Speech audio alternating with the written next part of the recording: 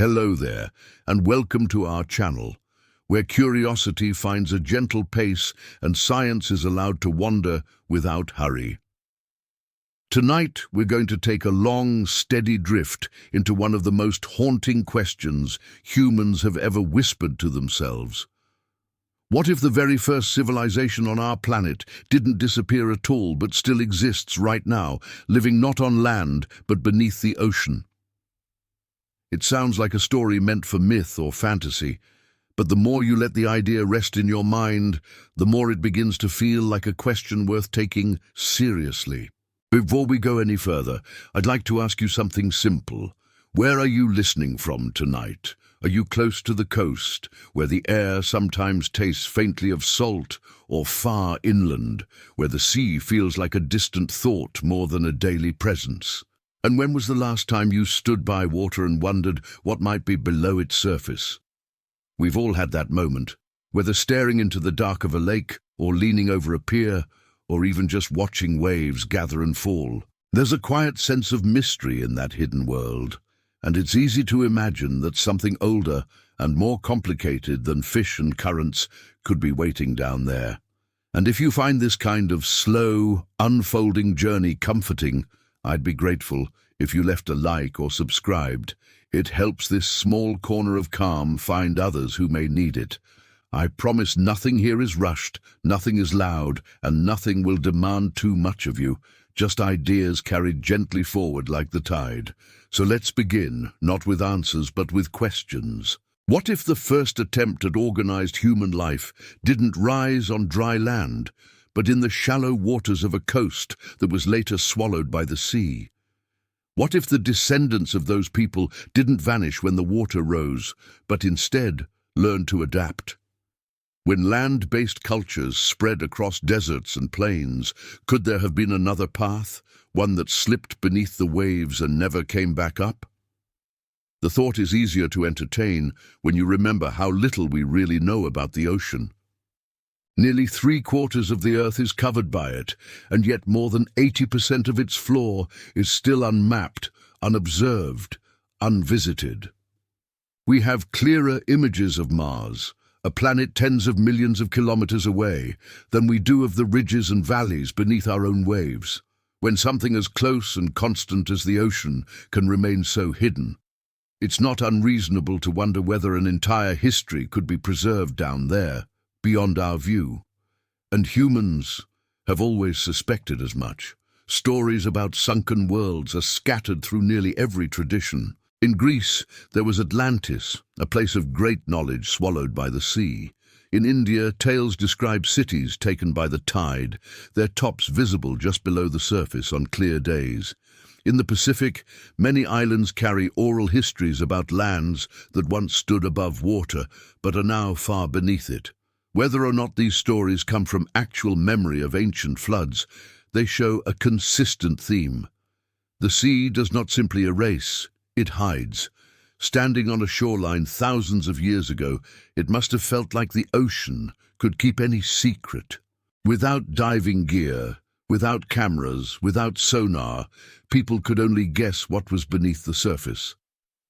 Occasionally, a storm would wash something unfamiliar ashore. A strange fish, a piece of coral, a shell shaped unlike anything seen before. And each object carried mystery. If life could take so many forms down there, who could say for sure that people themselves might not be among them? The logic behind civilizations rising on land is strong. Agriculture needs dry fields. Fire needs air. Tools are easier to forge in the open, too. But what if the very first organized groups of humans, or perhaps even something before humans as we know them, didn't accept that logic? Maybe they lived in a time when coastlines were different, when the sea rose quickly and forced adaptation. We know from archaeology that sea levels shifted dramatically at the end of the last ice age. Whole regions that were once dry plains are now drowned. Doggerland, a vast stretch between Britain and Europe, is one such place. In the Black Sea, evidence shows that a sudden flood may have expanded its boundaries in human memory. If people were there, they would have faced a choice: move inland or stay with the water. It's possibly the most moving. Our own history suggests that. But could some have found ways to stay? We already know that humans can hold their breath for astonishing lengths of time with training, and we also know that evolution favors survival. If small groups learned to fish deeper, to build shelters along submerged caves, to adapt slowly to conditions we would now call extreme, could that have been the beginning of a hidden continuity? And when you think of what civilization means, it isn't only about buildings or written language. It's about cooperation, organization, the passing of knowledge.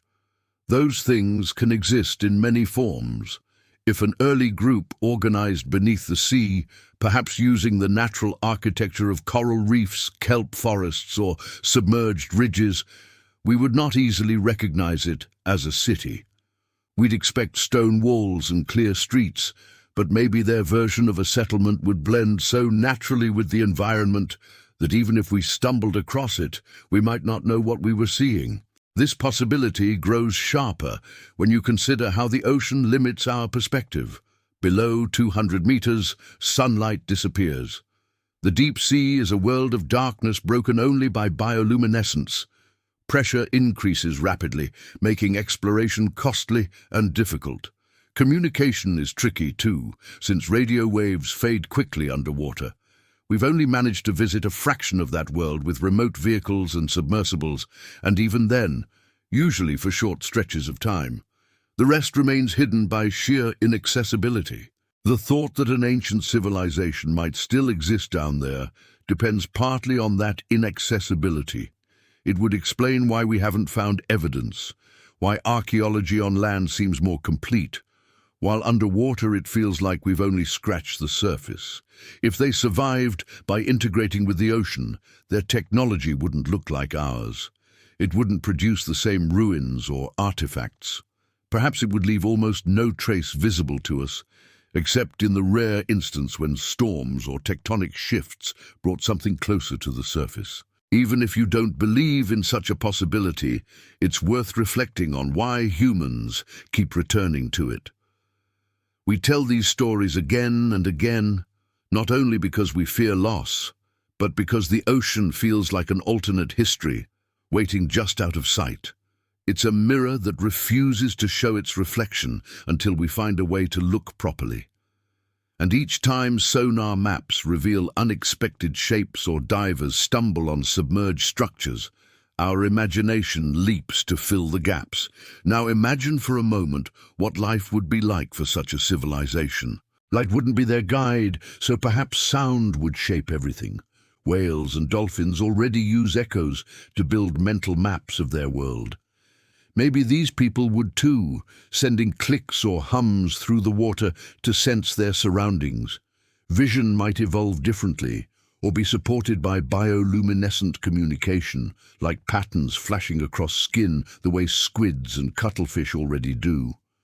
Housing wouldn't rise upward like our cities, but instead extend along ridges, anchored against currents, reinforced by the natural strength of coral or volcanic stone. Food would be gathered not from fields, but from schools of fish, shellfish beds, or the fertile ecosystems around hydrothermal vents. Energy might come from thermal gradients, from the chemical richness of the deep, or even from controlled use of buoyancy and currents. None of it would leave the stone remnants we rely on to trace history on land. It would all blend into the ocean, leaving us with nothing obvious to discover. But perhaps the most important question isn't whether they exist, but what it means for us to imagine they do. Because in that act of imagining, we admit that our story of humanity might not be the only one. It's humbling to think that while we've built satellites and skyscrapers, someone else might have chosen the opposite path, one of invisibility, patience, and silence under the sea. We may never meet them, but simply holding the possibility in mind reminds us how little of the world we've truly claimed. And if by chance they are there, watching from the deep, maybe they wonder about us in return, land dwellers clinging to fragile strips of soil. A building high but vulnerable, always fighting against rising seas, never quite comfortable with the element that covers most of our planet. To them, we might seem reckless or temporary, while they, in the hidden depths, feel stable and eternal. And that thought doesn't have to be frightening. It can simply be part of the larger picture of life, one in which not all survival stories follow the same script. Whether or not they exist, the idea itself changes how we see the ocean. It is not just water, not just a resource, not just a mystery, but a possible home to something that might share more with us than we realize. And holding that thought steady prepares us to look more carefully at the stories we tell about what lives beneath the waves, stories that might carry pieces of truth we've overlooked. When people first began telling stories about the world, the ocean quickly became one of their most important characters. Before temples, before libraries, before written records, there were voices around fires and gatherings on shorelines, sharing memories that explained how things came to be. The sea wasn't only water, it was a boundary, a danger, a provider, and a mystery all at once. It swallowed land without warning. It returned gifts of food. It hid creatures of impossible size. When something held that much power, people had to weave meaning into it, and myths became the natural fabric of that meaning. The ocean is present in almost every creation story. In Mesopotamia, ancient texts describe primordial waters giving rise to both gods and chaos.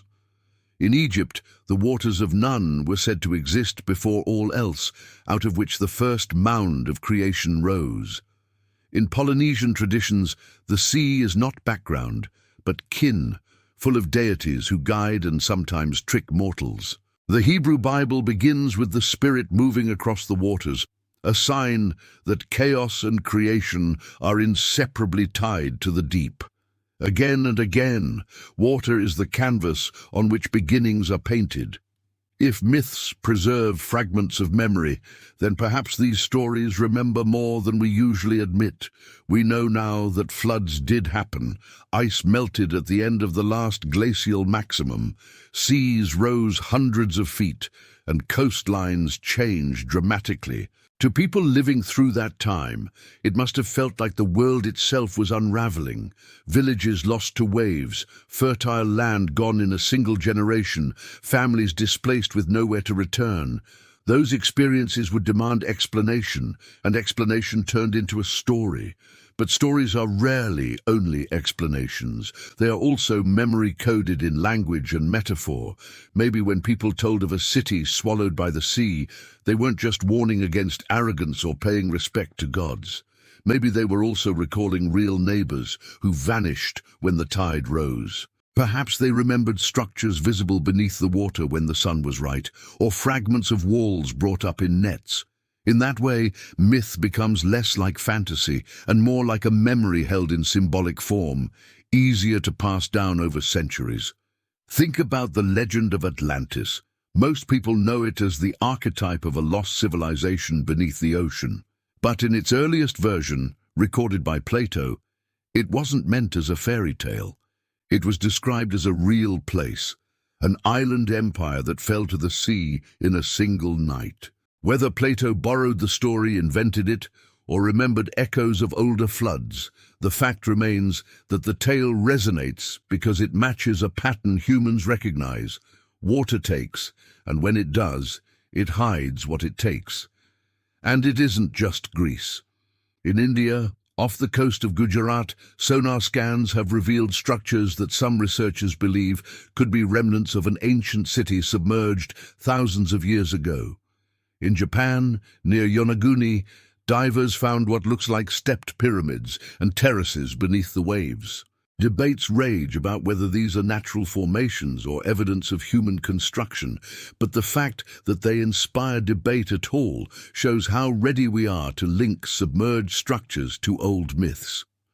We see stone shapes beneath the sea, and our first thought isn't erosion, but memory. In the Pacific, islands like Samoa, Tonga, and Hawaii hold rich traditions of gods and heroes traveling under the sea. Some are said to have visited entire kingdoms below, with palaces made of coral and gates guarded by sea creatures. In Norse tradition, the sea was both a road and a threat, its depths home to the serpent Jörmungandr, so vast it encircled the world. In Mesoamerica, the Maya described the underworld as a watery place, full of rivers and lakes that souls had to cross. The consistency is striking. Water is a gate to another realm, sometimes hostile, sometimes protective, always mysterious. There is also a more personal element in these myths. The ocean was the setting for daily life. People fished in it, traveled on it, depended on it for survival. Every storm that took boats, every unexpected wave that erased shoreline homes, reinforced the idea that the sea was alive, unpredictable, and worthy of respect. If the sea could take lives, why not civilizations? And if it could hide one, why not many? These myths functioned as teaching tools as well. When elders told younger generations of gods below the waves or cities lost to pride, they weren't only passing down spiritual lessons. They were also encoding practical wisdom. Respect the sea, don't underestimate it, prepare for change. In that sense, myth was survival, but it was survival wrapped in images vivid enough to be remembered. Today, when we look at these stories with scientific eyes, we sometimes strip them of that dual role. We ask only, is it literally true? Instead of also asking, what memory or warning hides here? But if we allow both readings, myths become even more powerful. They may be fragments of ancient awareness that entire cultures once lived closer to the ocean than we do now. And perhaps some even tried to live within it. Consider the possibility that early observers actually saw evidence of something we've forgotten. Imagine a fisher casting nets and pulling up an artifact that did not look like stone shaped by current, but something more deliberate. A carved figure, a tool, a shard of pottery, maybe even something unrecognizable. How would that be described without archaeology or science?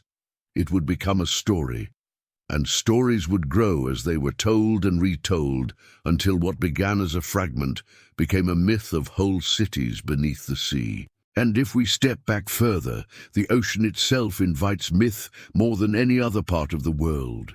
Mountains are tall, but you can climb them. Deserts are vast, but you can cross them. The ocean, however, looks endless, and it hides everything below its surface. You can sail across it without ever knowing what lies beneath your boat. For early humans, that was an unbearable uncertainty. They needed a way to make sense of it. So they filled it with stories.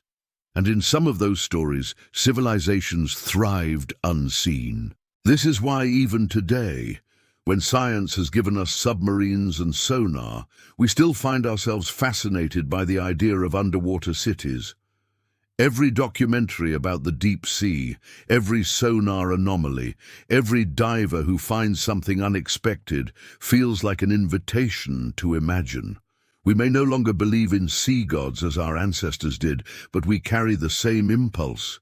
The ocean is too big and too hidden not to inspire tales of what might be waiting. Myth also explains why the idea of an underwater civilization feels natural rather than absurd. If you tell someone about a hidden city in the clouds, they'll probably smile and move on. But tell them about a city beneath the sea and they pause. They've heard that before. It feels familiar. It taps into something cultural, almost universal. Even if they don't believe it literally, the suggestion fits comfortably in the human imagination because myth has prepared us for it. So when we ask whether the first civilization might still be living beneath the water, we're not just making up a new idea. We're building on thousands of years of storytelling. We're asking a question that has already been asked, disguised as myth, and maybe that's why it feels like such a compelling path to follow. The ocean, as a cradle of myths, tells us as much about ourselves as it does about the sea. It shows how we respond to mystery, how we turn fear into narrative, how we preserve memories through symbols. But it also hints that sometimes stories can carry more than metaphor. Sometimes they can preserve pieces of truth, waiting for us to recognize them when we're ready. And if a civilization ever did survive beneath the waves, it's possible that the first clues we'd have are not artifacts or ruins, but the stories that have been with us all along. And from here, it feels natural to keep asking what kind of society those myths might have been describing, not as fantasy but as a practical question. If a people truly lived beneath the sea, what would they look like? How would they survive? And how would they shape their world so differently from ours? When people talk about lost civilizations, they usually picture ruins buried in deserts, overgrown in jungles, or scattered across forgotten valleys. Those are the kinds of discoveries that make headlines. A temple unearthed, a city revealed after centuries of silence, a culture rediscovered through carvings and bones. But when you consider the possibility of a civilization under the sea, the word lost begins to feel less certain. Maybe it isn't lost at all. Maybe it's hidden, and the difference between those two ideas changes everything. To call something lost is to say it no longer exists. We use that word when a language disappears, when a structure crumbles, when a people is absorbed into others until their distinct identity fades. It implies finality, a closing of the book. Hidden, on the other hand, suggests presence. It means something still exists, but it isn't visible to us. It can be overlooked, ignored, or simply out of reach, but it's still there. So when we talk about the first civilization possibly being underwater, we have to ask which word applies. Did it vanish, or has it simply been out of sight? Archaeology on land has given us enough surprises to stay cautious. Troy was once thought to be purely mythical until ruins were identified that matched the descriptions. Machu Picchu was unknown to the outside world until less than 2 centuries ago.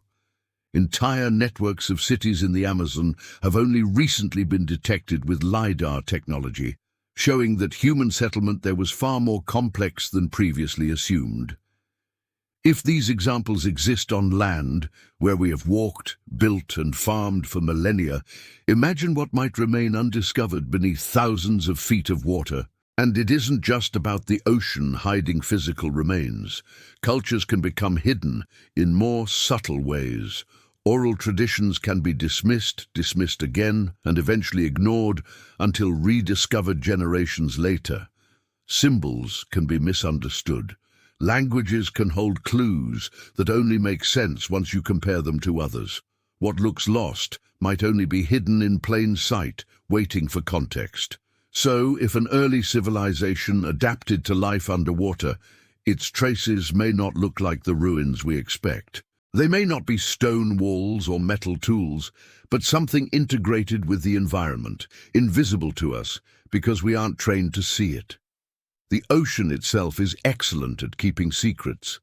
The same salt water that erodes ships and corrodes metal also preserves in other ways. Shipwrecks have remained intact for centuries when sealed away from oxygen and scavengers. Organic remains can linger far longer than they would on land. At the same time, the shifting of currents, tectonic activity, and the simple weight of water can bury or disguise any structure. This double effect, preservation and concealment, means that what lies below is not necessarily gone. It may be waiting, shielded from us by the very element that makes it hard to explore. Imagine for a moment what a hidden civilization could mean. Not one erased from history, but one that chose a path we cannot easily follow. Maybe they withdrew as the seas rose, deciding that instead of abandoning the water, they would embrace it. Maybe they developed methods to breathe longer, to build differently, to shape their lives around currents and tides. If that choice was made thousands of years ago, they could still be there, existing alongside us, but unseen. The question then becomes, why haven't we found them? Some might argue that with sonar mapping, submersibles and remote cameras, we would surely have encountered evidence. But consider how vast the ocean really is. More than 360 million square kilometers of surface, with depths averaging 4 kilometers, plunging down to trenches over 10 kilometers deep. Exploration is slow, expensive, and limited. Much of our ocean mapping is low resolution, designed to measure depth for navigation rather than to pick out details. If we can miss entire mountain ranges under the sea until recently, how easy would it be to miss evidence of a hidden culture, especially one that may not resemble our own architectural expectations? And then there's the possibility of intent. If such a civilization exists, hidden may not be an accident. It could be deliberate. Maybe they do not want to be seen, understanding that contact with land-based societies brings risk. History shows that when two cultures meet, especially when one is technologically dominant, the smaller often suffers. Perhaps they have chosen secrecy as survival. To us, that looks like absence, but from their perspective, it may be protection. This brings up another layer of the question. If the first civilization is still there, do they know about us? Do they watch ships crossing above, satellites orbiting beyond, cities glowing on shorelines? Perhaps they know far more about us than we know about them. If they have remained hidden for millennia, it suggests not only survival, but strategy, a decision to remain unseen even as the world above changed. Of course, skeptics will say that extraordinary claims require extraordinary evidence, and so far, no one has shown proof of an underwater civilization still alive today. But the absence of proof is not proof of absence. We cannot assume something does not exist simply because we haven't found it, especially in a domain as inaccessible as the deep ocean. History shows that what we call impossible often turns into discovery once technology catches up. What's most striking is how the idea persists. Generation after generation, people return to the thought of underwater civilizations. Not just Atlantis, but countless variations across cultures, myths of sunken lands, gods beneath the waves, cities of coral and crystal. These aren't isolated stories.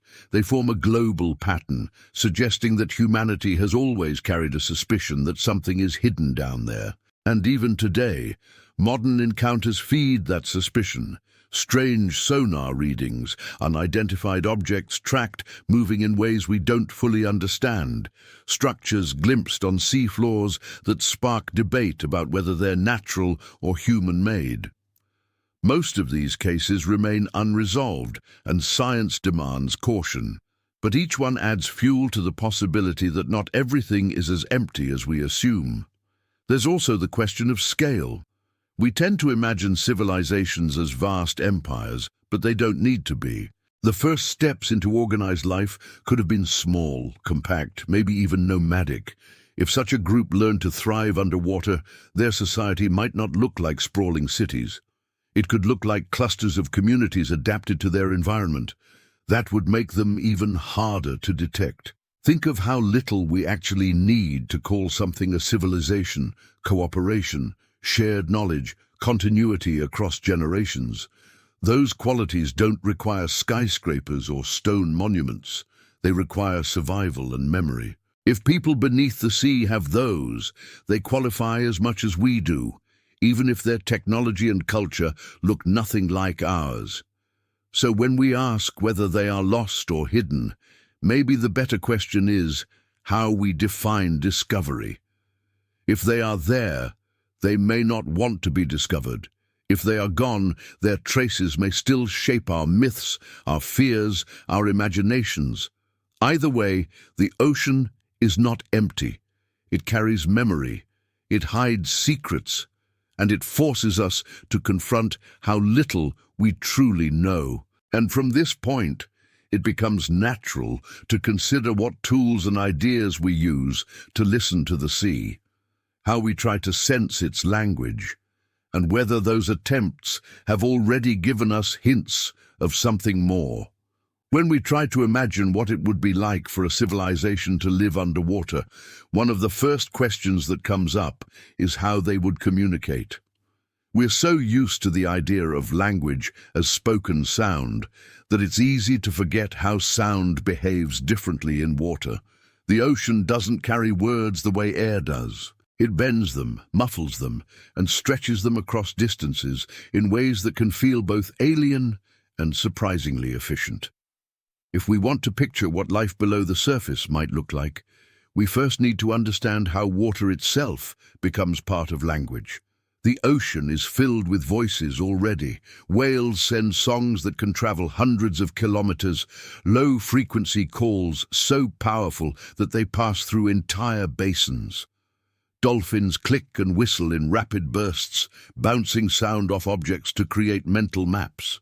Shrimp snap their claws so loudly in unison that entire stretches of coastline become a constant crackling chorus. Even fish hum, grunt and drum. What seems to us like a quiet world is actually dense with messages. It's a kind of oceanic conversation that doesn't need words in the way we know them. Sound travels faster in water than in air, about 4 times faster, and it carries farther because water is denser. That means the ocean is naturally tuned for communication.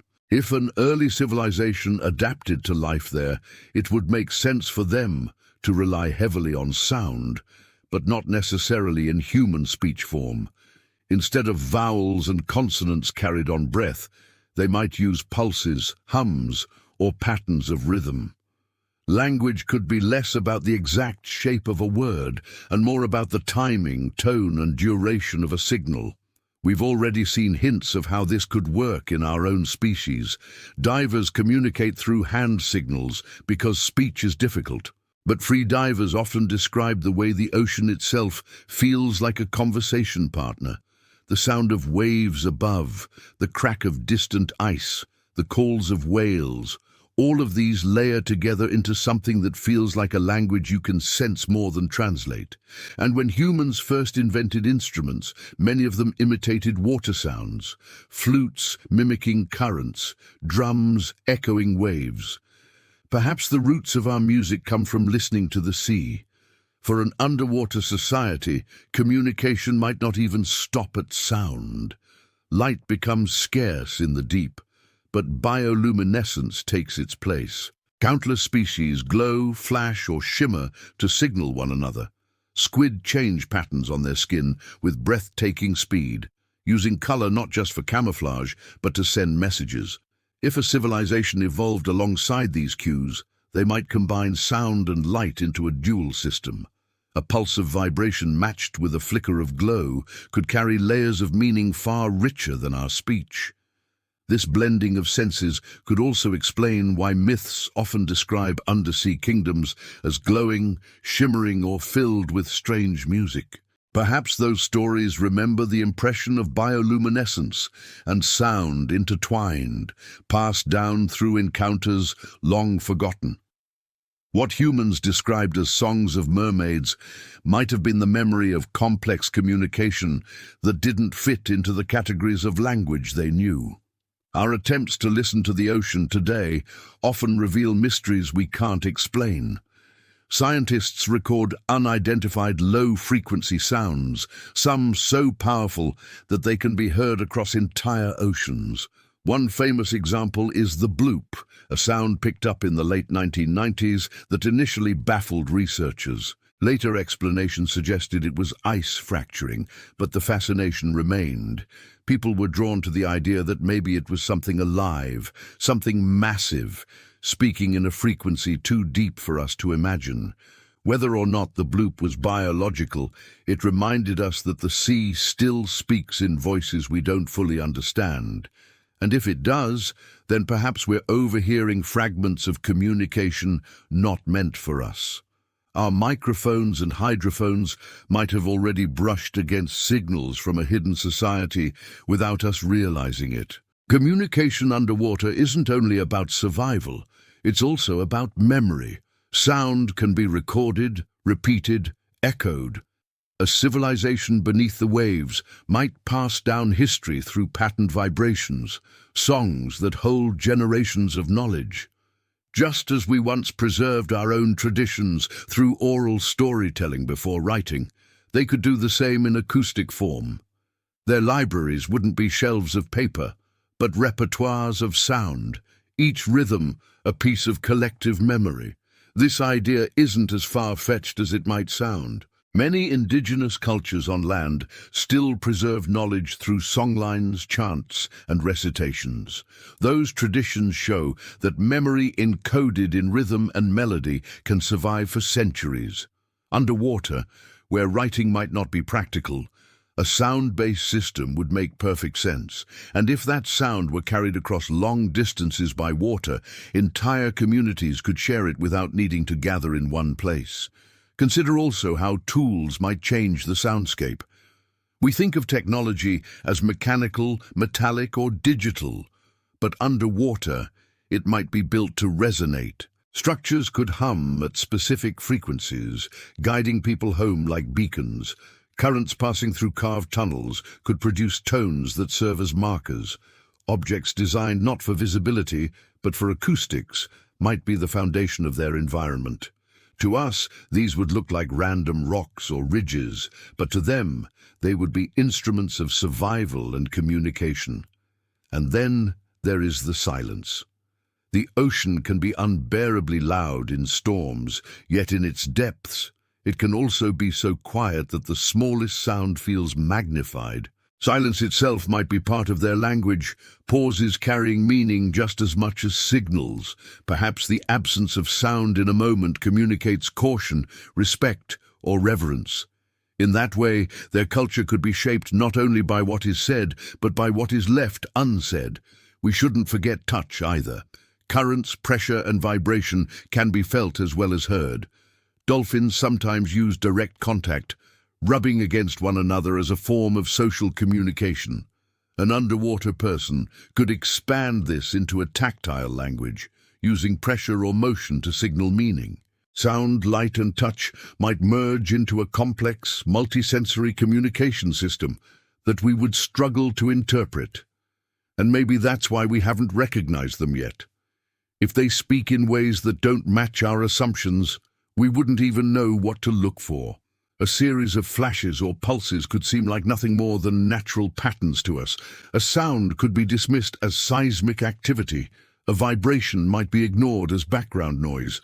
Only if we were trained to see it as intentional would it reveal itself as language.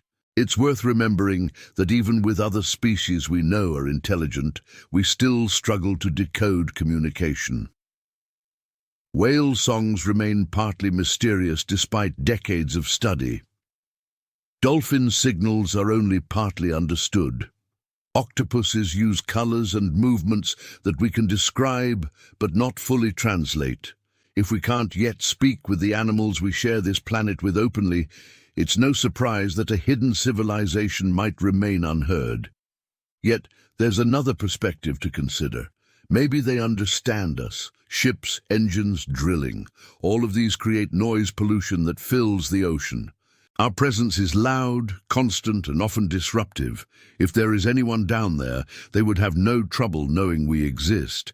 The question is whether they interpret our noise as communication, chaos, or threat. In that sense, the ocean's language isn't only theirs, it's also ours, projected unintentionally through everything we do. We've made the sea louder than it has ever been, and perhaps we've been speaking without realizing it. If they are there, perhaps they already listen to us more closely than we've ever listened to them. The idea that the ocean itself carries language is powerful.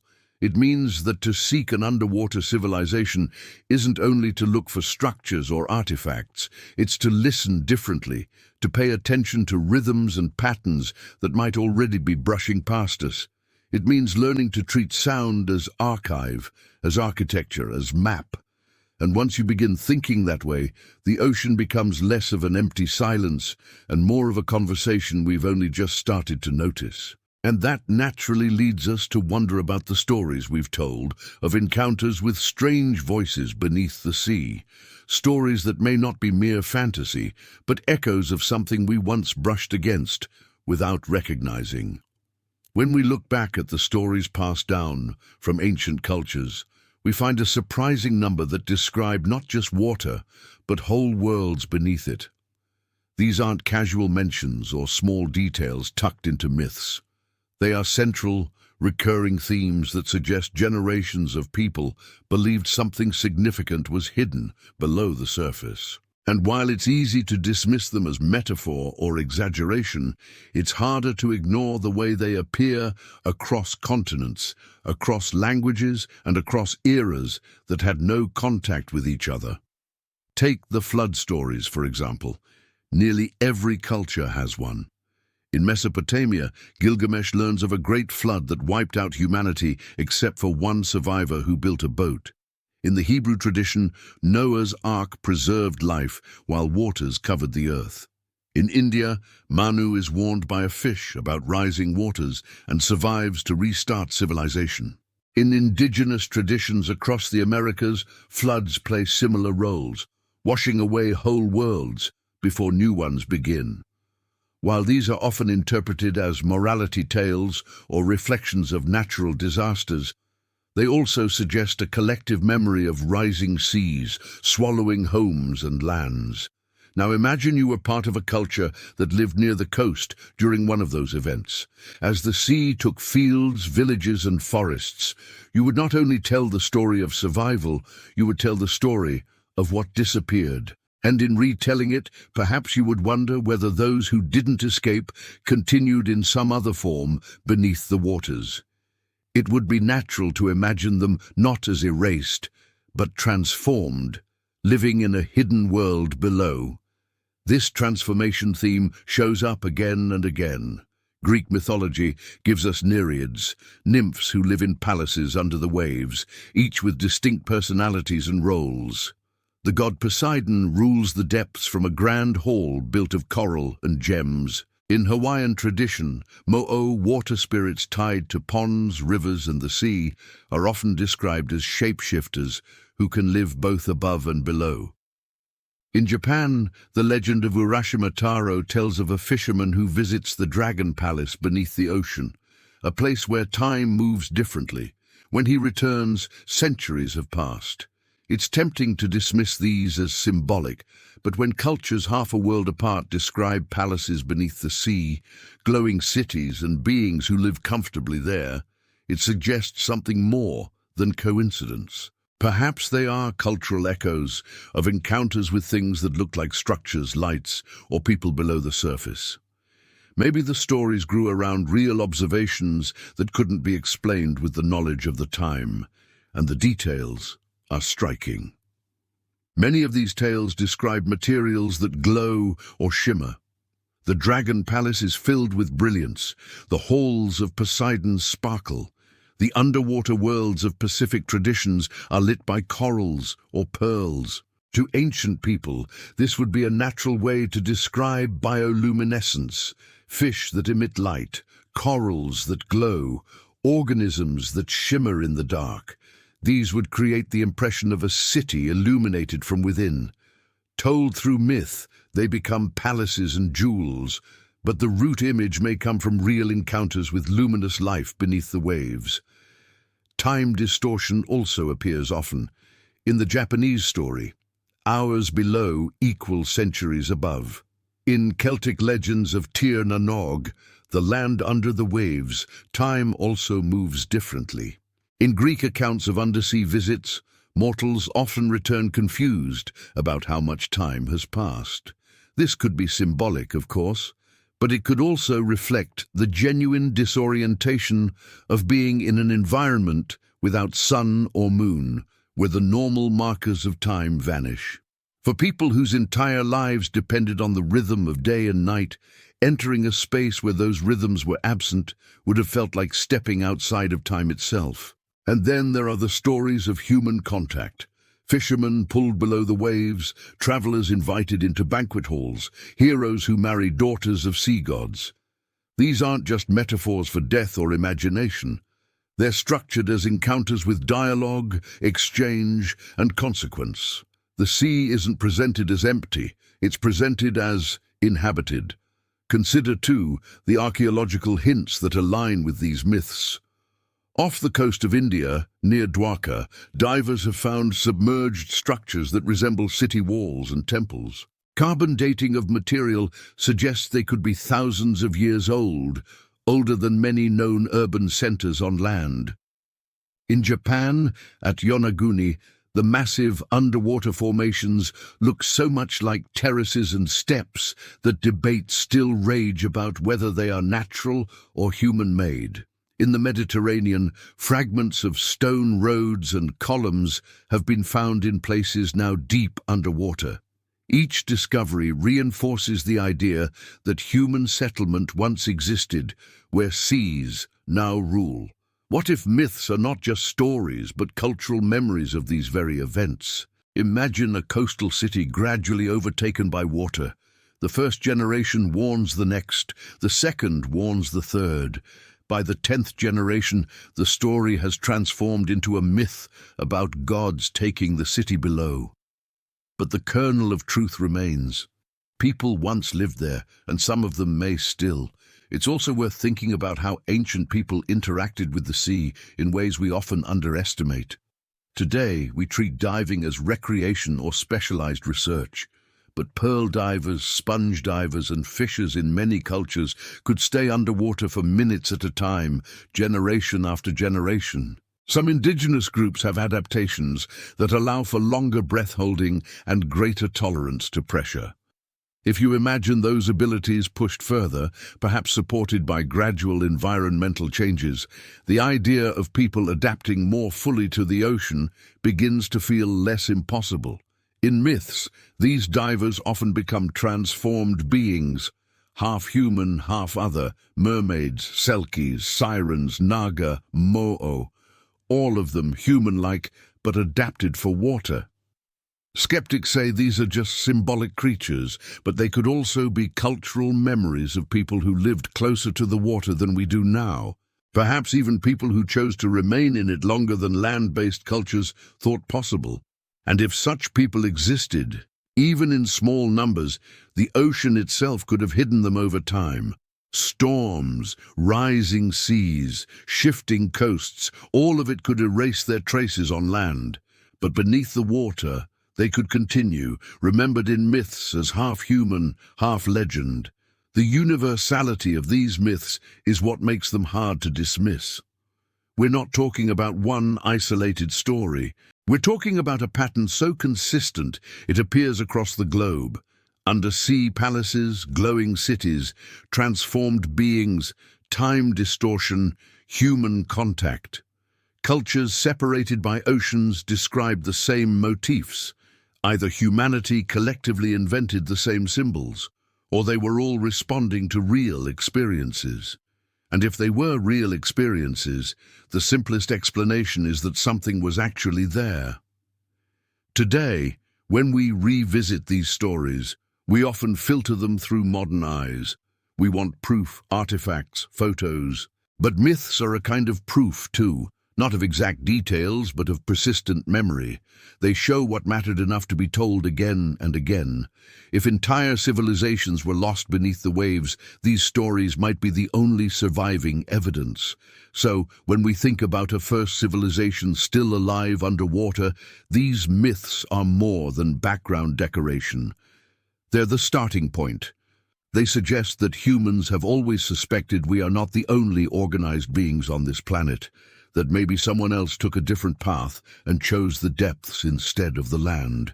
And if that's the case, then perhaps listening more carefully to these ancient stories could help us. Instead of dismissing them as fantasy, we might treat them as maps, not of geography but of memory.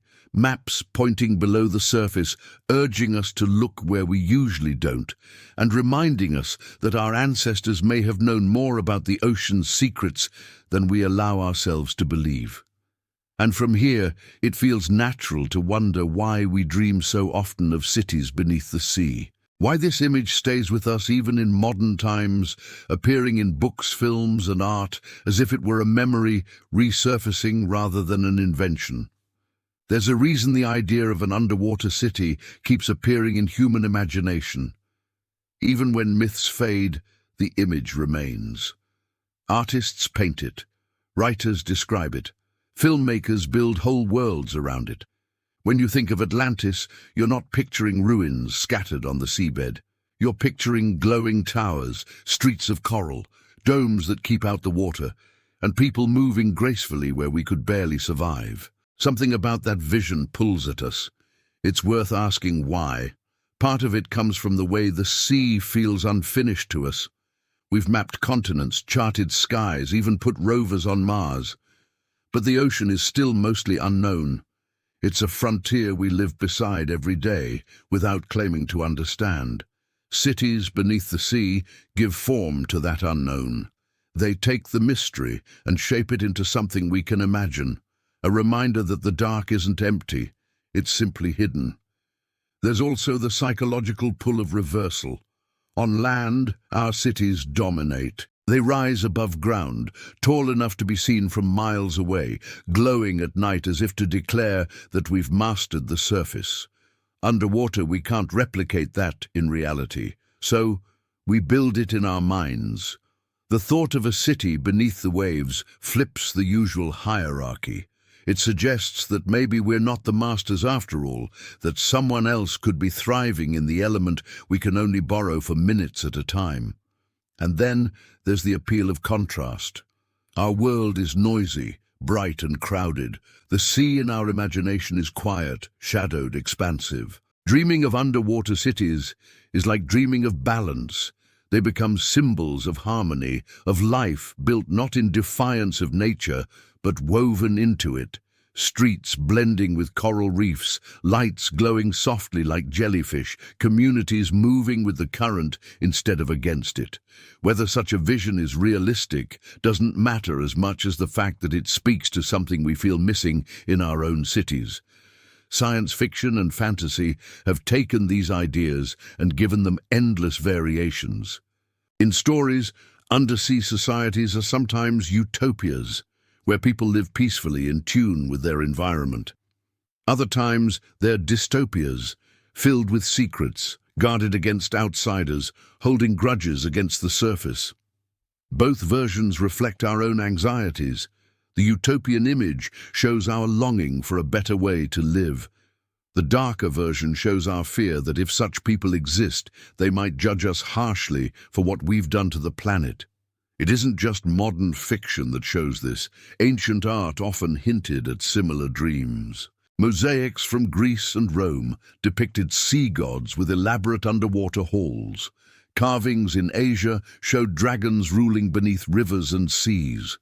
Oral traditions described banquets in hidden palaces below. These weren't casual decorative images. They were detailed, repeated, and culturally important. They suggest that entire societies once spent time picturing what life would look like beneath the waves. The dream persists because water itself invites it. When you swim just below the surface and look up, you see light refracted, buildings and trees distorted, the world above transformed into a shifting mirage. Even shallow dives feel like entering another reality. If you've ever snorkeled over coral reefs, you know how easily the mind slips into the idea of a city. Fish move like crowds. Coral rises like towers. Tunnels and arches form natural avenues. It doesn't take much imagination to see a settlement there. Dreaming of underwater cities is also about our fascination with what we can't control. The ocean humbles us. Storms sink ships. Waves reshape coasts. Tides arrive without asking. Imagining a people who not only survive but thrive in that environment is like imagining mastery over something we fear. It's a way of making the uncontrollable feel less threatening. If they can do it, maybe it's possible. Maybe the sea isn't only dangerous, but also home. Psychologists sometimes argue that we dream of hidden societies because we project our own desires onto them. When we're dissatisfied with the way things are, we imagine someone else has found a better way. The underwater city becomes a mirror for our hopes. We picture them as wiser, calmer, more advanced because we want to believe such a path exists. At the same time, we also fear they might be stronger, harsher, less forgiving. Both versions tell us more about ourselves than about them. But maybe there's more than psychology at play. Maybe the dream comes from a faint cultural memory, passed down through myths and stories of times when people really did live closer to the water. Maybe it's not just imagination, but a remnant of something once real. Human brains are good at holding fragments of memory across generations in the form of story. What begins as history slowly becomes legend, then myth, then dream.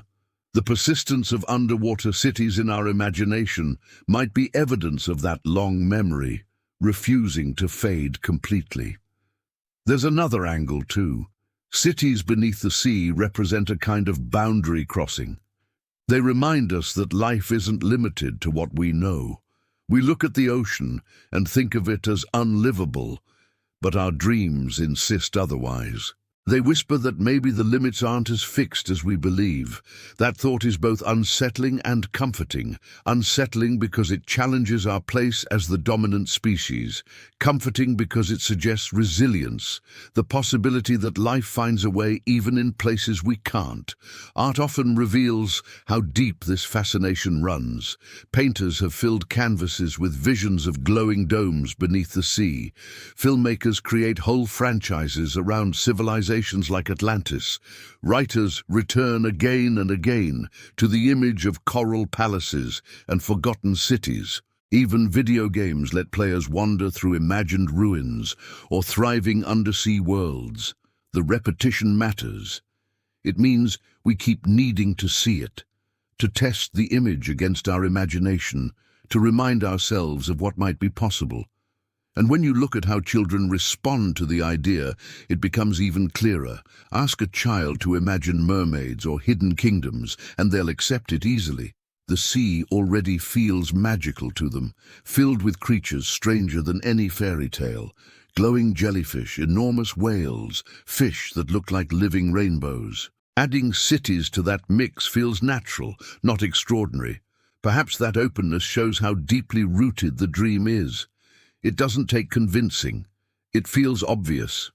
In some ways, dreaming of underwater cities is also dreaming of escape. Modern life often feels heavy, rushed and confined.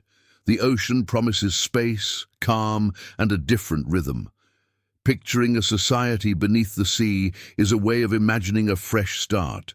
No cars, no crowded streets, no noise from machines, just a community shaped by currents and silence. Whether or not that's realistic isn't the point. The dream itself offers relief. But there's also caution in these dreams. Not all visions of undersea societies are welcoming. Sometimes they're depicted as hostile, as guardians of the deep who resent intrusions. In these versions, the dream becomes a warning. Respect the ocean, because if you don't, those who live there may remind you of your limits. This matches the ancient pattern of myths where gods of the sea demanded offerings or punished arrogance. Even today, our stories keep that duality alive. The underwater city is either a sanctuary or threat, depending on how we treat the sea. The persistence of this imagery suggests it isn't going away. Even as we learn more about the ocean, even as science replaces mystery with data, we'll likely keep dreaming of cities beneath the waves.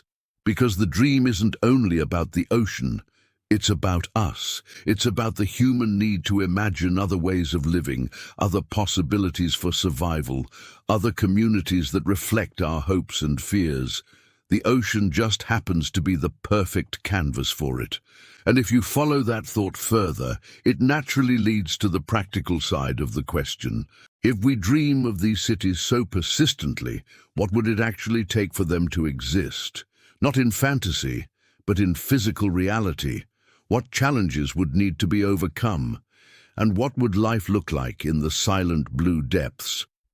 When people talk about frontiers, they often picture mountains that haven't been climbed, deserts that haven't been crossed, or distant planets waiting for exploration. But the truth is, the greatest frontier left to us isn't far away in space. It's right here at home, pressing against every coastline, surrounding every continent, hiding just below the waves. The deep sea is our planet's most expansive, least understood region, and for all our advances in science and technology, it remains largely unknown. We like to think of Earth as familiar. Maps make it look conquered. Satellites give us images of every mountain and valley. Airplanes let us cross continents in hours. But maps are misleading when it comes to the sea. The blue areas look smooth and blank, as if nothing exists there but water.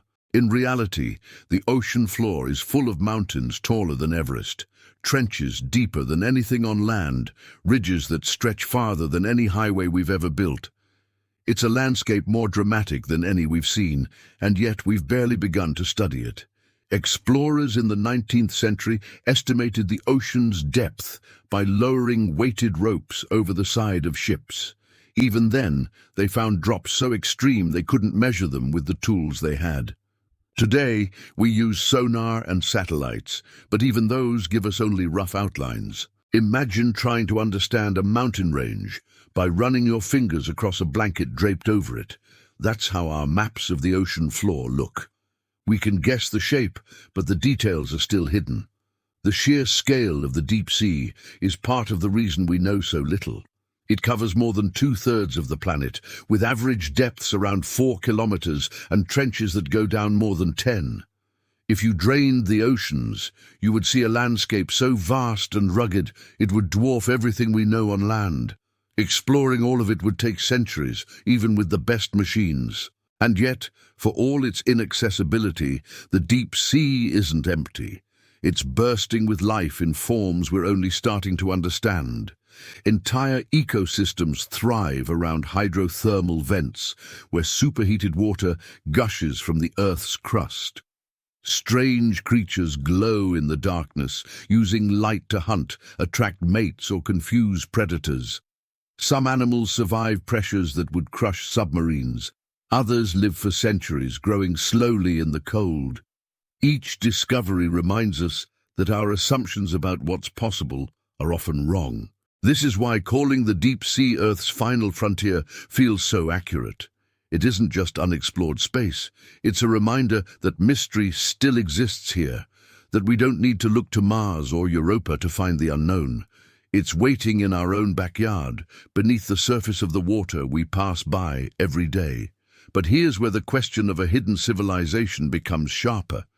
If the deep sea can hide mountains, trenches, and entire ecosystems from us, what else could it be hiding? If organisms thrive in total darkness under crushing pressure, why couldn't something more complex survive there too? The fact that we struggle to reach these depths doesn't mean they're uninhabitable, only that they're uninhabitable for us. Other beings might have adapted in ways we can't imagine.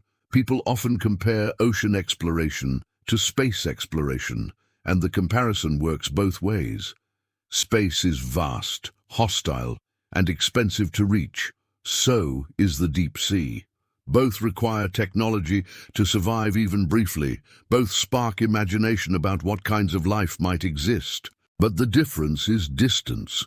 The deep sea isn't millions of kilometers away. It's right here, under our feet. If there is another civilization out there, the odds are higher that it's beneath our oceans than on another planet. The technological challenges are enormous, but they also explain why so much remains hidden. Pressure increases by 1 atmosphere every 10 meters. By the time you're at 1,000 meters, the force is like 100 elephants pressing on every square meter of surface. Human bodies can't withstand that.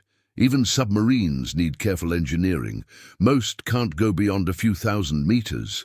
Only a handful of vessels have reached the deepest points, and they've spent only minutes or hours there. Compared to centuries of exploration on land, our time in the deep sea is a blink. And yet every time we do look, we find something new. Entire species discovered with each dive, landscapes that look like alien planets, features we didn't know existed. That alone suggests we've only scratched the surface. It also reminds us how arrogant it is to assume we already know what's there. The deep sea also resists easy categorization. On land, ecosystems abounded, forests, deserts, tundra, each with clear borders. Underwater it's more fluid. Currents mix, temperatures shift suddenly. Pressure changes with depth. It's a dynamic environment where adaptation is constant. A civilization built there would have to be just as dynamic, just as fluid. That makes it harder for us to recognize. We're looking for permanence, for structures that last. Maybe they've built in ways that blend so seamlessly with their environment, we mistake them for nature itself. The frontier nature of the deep sea also explains why we dream about it so much. It's one of the last places we can project mystery onto. It represents the unknown in a world that often feels overmapped and overexplored. When we imagine cities beneath the sea, we're also imagining that the frontier hasn't closed. That wonder still exists. Scientists sometimes say that if we found evidence of life on Europa, one of Jupiter's moons with a subsurface ocean, it would be the discovery of the century. But if we found evidence of a civilization in our own oceans, it would be far more shocking because it would mean we've never been alone on Earth, that our story has always had a parallel thread running beneath us, hidden in the depths. Thinking about the deep sea this way shifts the question from, is it possible, to, why not? Why shouldn't life organize itself differently in places we can't reach? If evolution has shown us anything, it's that adaptability finds ways. And if organisms can live at hydrothermal vents, drawing energy from chemicals instead of sunlight, why couldn't something intelligent build a life around that too? What makes the deep sea the final frontier isn't just its size or its mystery. It's the possibility it holds. It's the reminder that the world isn't finished, that we don't know everything, and that maybe we share this planet with more than we think. And if that's true, then the next step is to imagine what it would actually take to survive there. How could a people breathe, build, and live under conditions we find impossible? What adaptations or technologies would make that life not just survivable but sustainable? The most immediate challenge to living underwater is the simplest one to name and the hardest to solve. We can't breathe there. Human lungs are built for air, not for pulling oxygen from water. We can hold our breath, we can use tanks and suits, but the ocean is not our element. So, if we imagine a civilization that has lived there for thousands of years, we have to ask how they solved that problem. Did they change biologically? Or did they invent technology that let them stay beneath the surface? Biology already gives us hints of what's possible. Fish breathe by pulling water across gills, delicate structures that separate oxygen from the liquid. Whales and dolphins, mammals like us, return to the surface for air, but they've developed systems to store and use oxygen more efficiently. Seals can slow their heart rates, redirecting blood flow to conserve resources during deep dives. Humans themselves have a mammalian dive reflex, a set of automatic changes that occur when our faces touch water, slowing our heart, conserving oxygen, and shifting blood to protect organs from pressure. It's faint compared to whales, but it's there. In some human groups, adaptation has gone further. The Bahau people of Southeast Asia, often called sea nomads, spend much of their lives diving for food. Studies have shown that their spleens are larger than average, allowing them to store more oxygen in their blood. They can stay underwater longer than most people, sometimes several minutes at a time, with little or no equipment. That adaptation developed in only a few thousand years. Given longer, what else might be possible? Evolution doesn't need miracles. It needs time, pressure, and survival. If a group of humans or human-like ancestors chose to stay close to the sea as it rose, if they spent generation after generation diving, hunting, and building there, their bodies could have changed. Larger spleens, more efficient blood chemistry, maybe even primitive gill-like adaptations that allowed them to draw limited oxygen from water. It wouldn't happen overnight, but across millennia, survival pressures could push biology in that direction.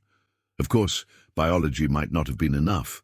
Maybe they use technology instead. When we think of technology, we picture metal, wires, engines, things that corrode in salt water. But technology doesn't have to look like ours. It can be simple, natural, even organic. Perhaps they learned to use air pockets in caves or to trap air in woven structures that let them stay submerged longer. Maybe they domesticated sea plants that release oxygen, creating natural reservoirs of breathable air.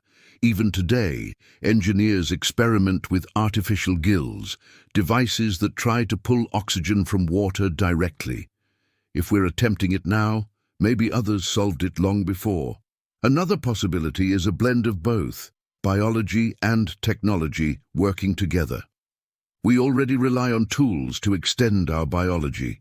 Glasses for sight, clothing for warmth, medicine for survival. An underwater civilization could have developed in the same way, using their natural adaptations, but supplementing them with crafted aids. Shells shaped into breathing tools, coral structures grown to hold air, symbiotic relationships with organisms that help filter oxygen. None of it needs to look like our machines, but it could be just as effective. It's also worth considering that their concept of breathing might not match ours at all. We think of it as inhaling and exhaling air. But what if they found a way to slow metabolism, to reduce oxygen needs to a fraction of what ours are? Some animals already do this. Turtles can hibernate underwater for months, surviving on very little oxygen. Certain fish slow their systems almost to a stop in cold conditions. Even in humans, trained free divers can push their bodies to astonishing extremes, slowing everything down to stretch each breath. A society that lived underwater might have learned to treat breath not as constant, but as precious, conserving it until the next opportunity.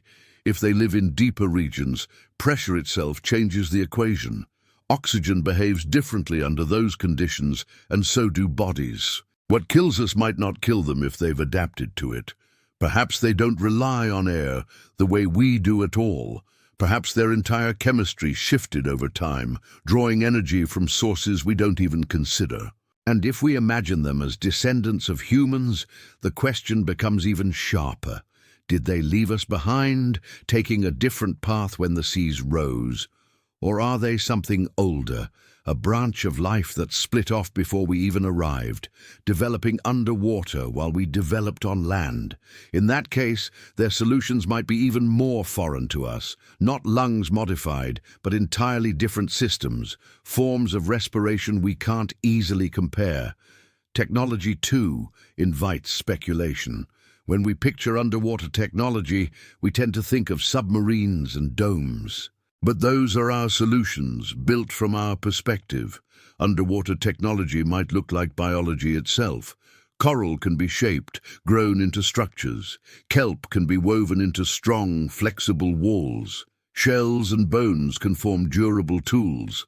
And some sea organisms naturally produce oxygen bubbles. If such resources were cultivated, breathing underwater might be less about machines and more about ecosystems designed to sustain life. We often forget that our own history is full of simple but ingenious solutions. Before engines, people used sails. Before electric lights, they used fireflies in jars or polished stones to reflect sunlight. If we project that same kind of resourcefulness into the sea, it's not hard to imagine ways early people could extend their time underwater until adaptation took care of the rest. And maybe that's why myths so often describe underwater beings as hybrids, half human, half something else. Mermaids with gills and lungs, naga with serpentine bodies, selkies who shed their skins to walk on land. These images might not be pure inventions. They could be cultural attempts to describe people who lived in both worlds, able to breathe air, but more at home in water, sustained by systems we no longer share. Another angle is to think about how we ourselves might adapt if forced. Climate change, rising seas and shifting coastlines could push us toward underwater living in the future. Already, architects design concepts for floating or submerged cities. If we ever attempt that, we'll face the same question: biology or technology? Do we modify ourselves with genetic engineering, or do we rely on machines? The answer may well be both. Perhaps the people we imagine already answered it long ago, choosing a hybrid path of adaptation and invention. It's fascinating to think about how such a society would view breath itself. For us, it's automatic. We rarely think about it unless it's interrupted. For them, it might be sacred, a resource to be managed carefully, respected, even ritualized. Entire cultural practices could grow around the rhythm of breath and pause, around the transition between water and air. Language, art, and belief might all be tied to the act of breathing differently than ours are. And in that sense, the line between biology and technology might not even matter. If the result is survival, if the result is continuity, the method becomes less important than the outcome. We separate the two because of how we live. But in a civilization shaped by the ocean, the categories could blur until they're meaningless. Thinking this way opens the door to more possibilities. Maybe the real difference isn't how they breathe, but how they think about living altogether. If oxygen is scarce, then life is slower, calmer, less frantic. Decisions are deliberate, movement is careful.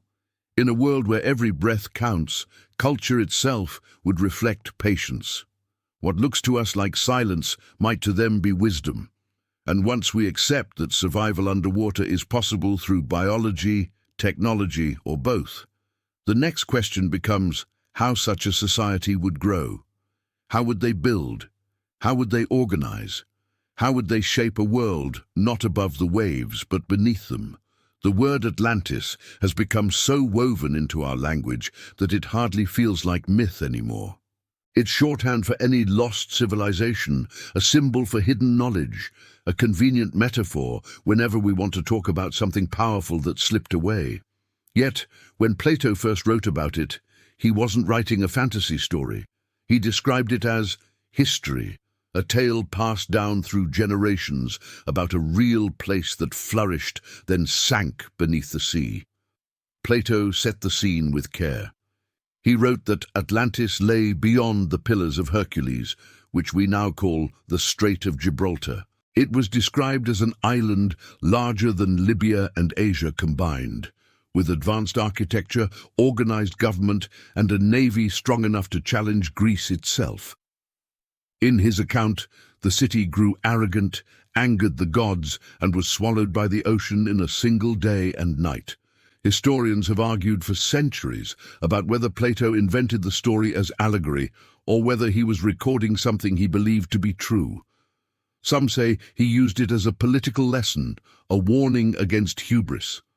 Others suggest he was recalling older tales of floods and vanished lands, shaping them into philosophy. But the fact that the story resonates across millennia shows how powerful the idea already was. It didn't matter whether Atlantis was real in the strict sense. People believed it could be, and they kept retelling it. From that point on, echoes of Atlantis began to multiply. Medieval maps placed it in the Atlantic Ocean. Explorers searched for it in the Caribbean. Mystics claimed it was a source of hidden wisdom. In the 19th century, writers tied it to everything from Egyptian pyramids to Mayan temples, suggesting a common origin for advanced civilizations. In the 20th century, theosophists and occultists expanded it further, imagining Atlantis as a spiritually advanced society whose destruction marked a fall from grace. All of these retellings show that the myth had already slipped free of its original boundaries. Atlantis became a mirror, reflecting whatever people most wanted or feared to believe. If you wanted to believe in a glorious past, Atlantis was proof. If you wanted to warn against arrogance, Atlantis was caution. If you wanted to explain why cultures across the world shared similarities, Atlantis was the missing link. But Atlantis isn't the only story of a lost city beneath the waves. The Indian epic Mahabharata describes the city of Dwarka, home of the god Krishna, as eventually sinking beneath the ocean. Modern archaeology near the coast of Gujarat has revealed submerged structures that may align with that story, though debates continue. In Celtic tradition, the land of Lyonesse was said to stretch between Cornwall and the Isles of Scilly before it sank. In Welsh lore, the kingdom of Cantre yr Gwaelod was lost to the sea when a careless guard failed to close its floodgates. In Japan, stories speak of Urashima Taro visiting the dragon palace beneath the ocean, where time flowed differently. In Norse mythology, the world serpent lurks in the depths circling the earth. In the Pacific, Polynesian cultures tell of vanished islands and kingdoms beneath the waves, sometimes visible on clear days. In the Americas, tribes speak of great floods that reshaped their lands, leaving ruins under rivers and lakes. What's remarkable is how consistent the themes are. A city thriving, then taken by the sea, people vanishing yet not entirely gone, hints of palaces, lights or voices beneath the waves. Whether it's Atlantis, Dwarka, Lyonesse, or countless smaller legends, the pattern repeats. The sea doesn't just erase, it hides. Some of these stories may reflect real geological events. We know sea levels rose dramatically at the end of the last ice age, swallowing coastlines and displacing communities. We know earthquakes and tsunamis can sink entire regions in minutes. We've seen modern examples like the 2004 Indian Ocean tsunami, where entire towns were erased by the force of water. Ancient people living through such events would naturally preserve them in story. But again, the story is not just a memory, it's also imagination.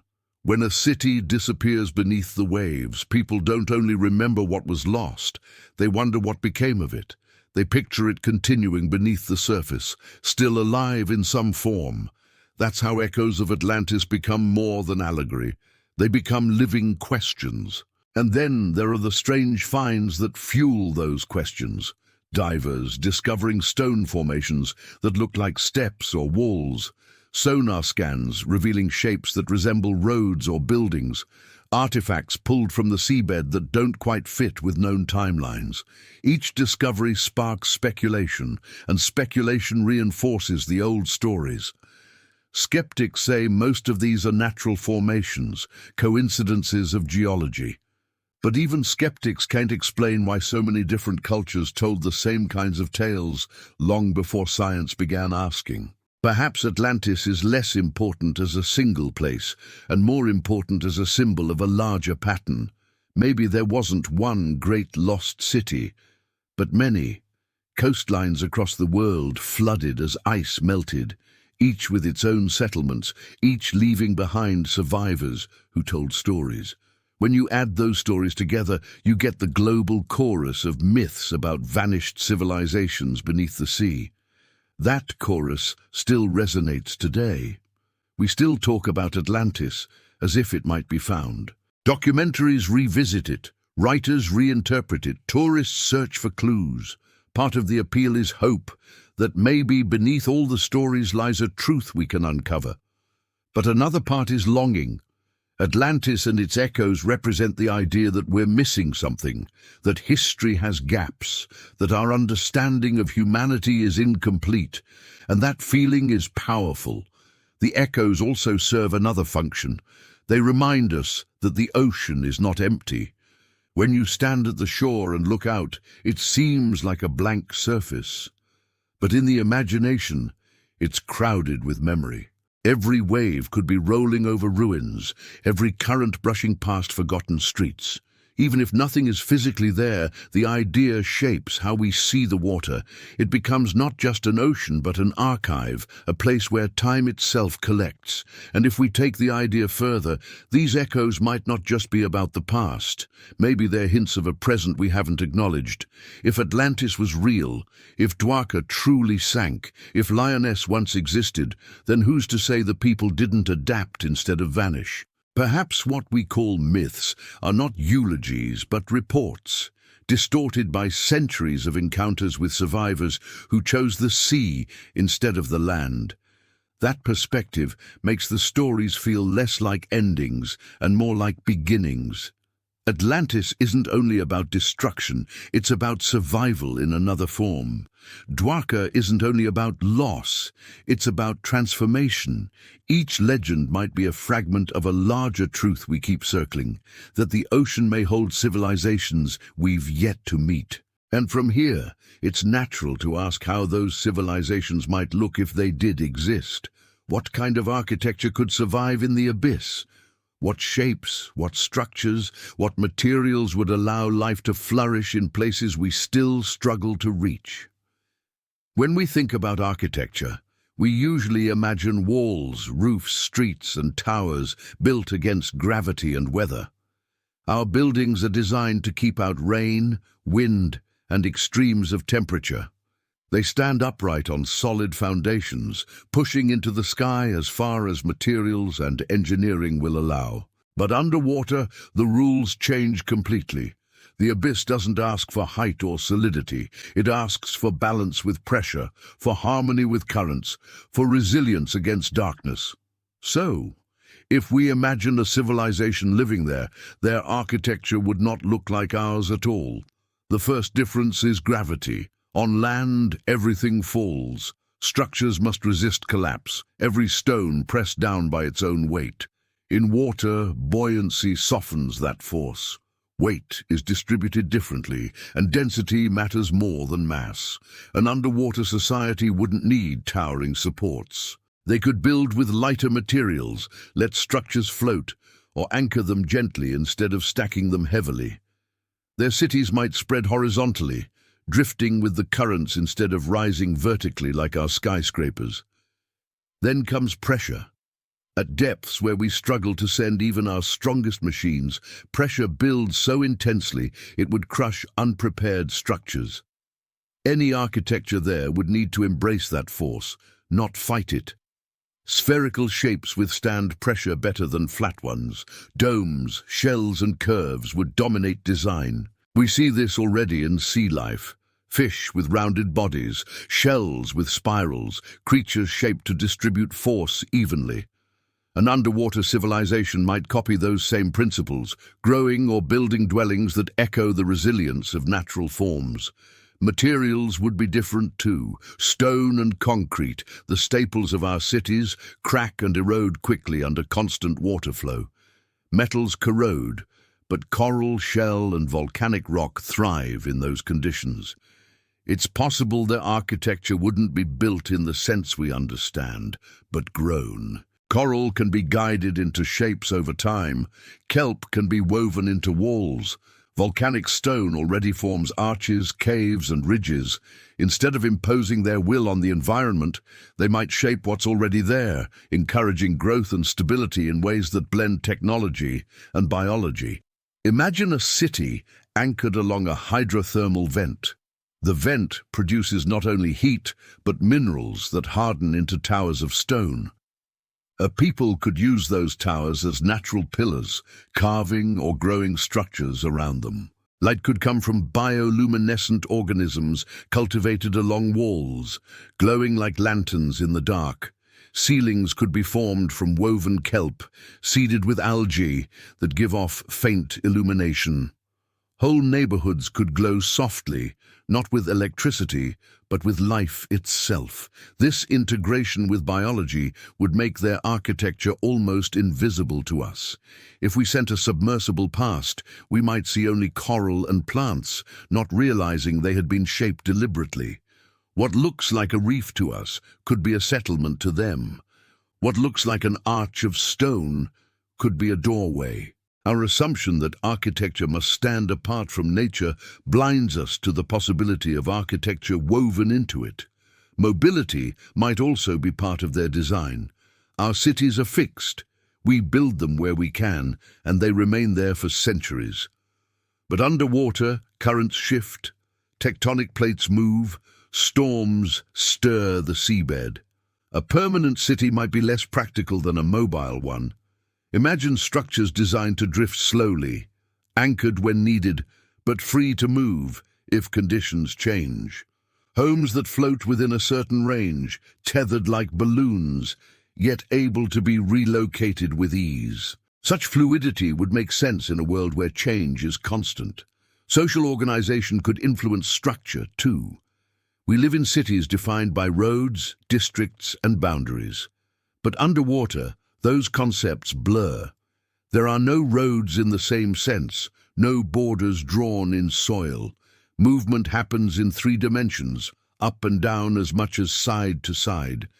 An underwater city might look more like a cloud than a grid, clusters of dwellings suspended at different depths, connected by trails of light or sound. Orientation wouldn't be horizontal, but volumetric, a whole sphere of life, rather than a flat plane. And then there is the question of monuments. We build monuments to endure, to declare presence. But in the deep sea, permanence is fragile. Perhaps their monuments are soundscapes instead of statues, vibrations set into structures that last for centuries.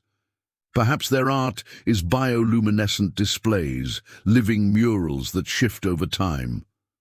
What we think of as decoration could be entire systems of communication and memory. The absence of light changes design dramatically too. On land, we orient around the sun. We open windows. We plan for day and night. Underwater, especially in the abyss, there is no natural light at all. Architecture there would need to generate its own. Bioluminescence offers a natural solution, but so do thermal and chemical reactions. Perhaps entire plazas glow faintly with cultivated bacteria, lighting spaces in hues we don't normally see. Perhaps homes are marked by patterns of light unique to each family, like addresses glowing in the dark. Acoustics would matter just as much. Sound travels far underwater, so structures could be designed not only for living, but for resonance. A hall might be shaped to amplify a signal, a wall curved to carry a hum farther.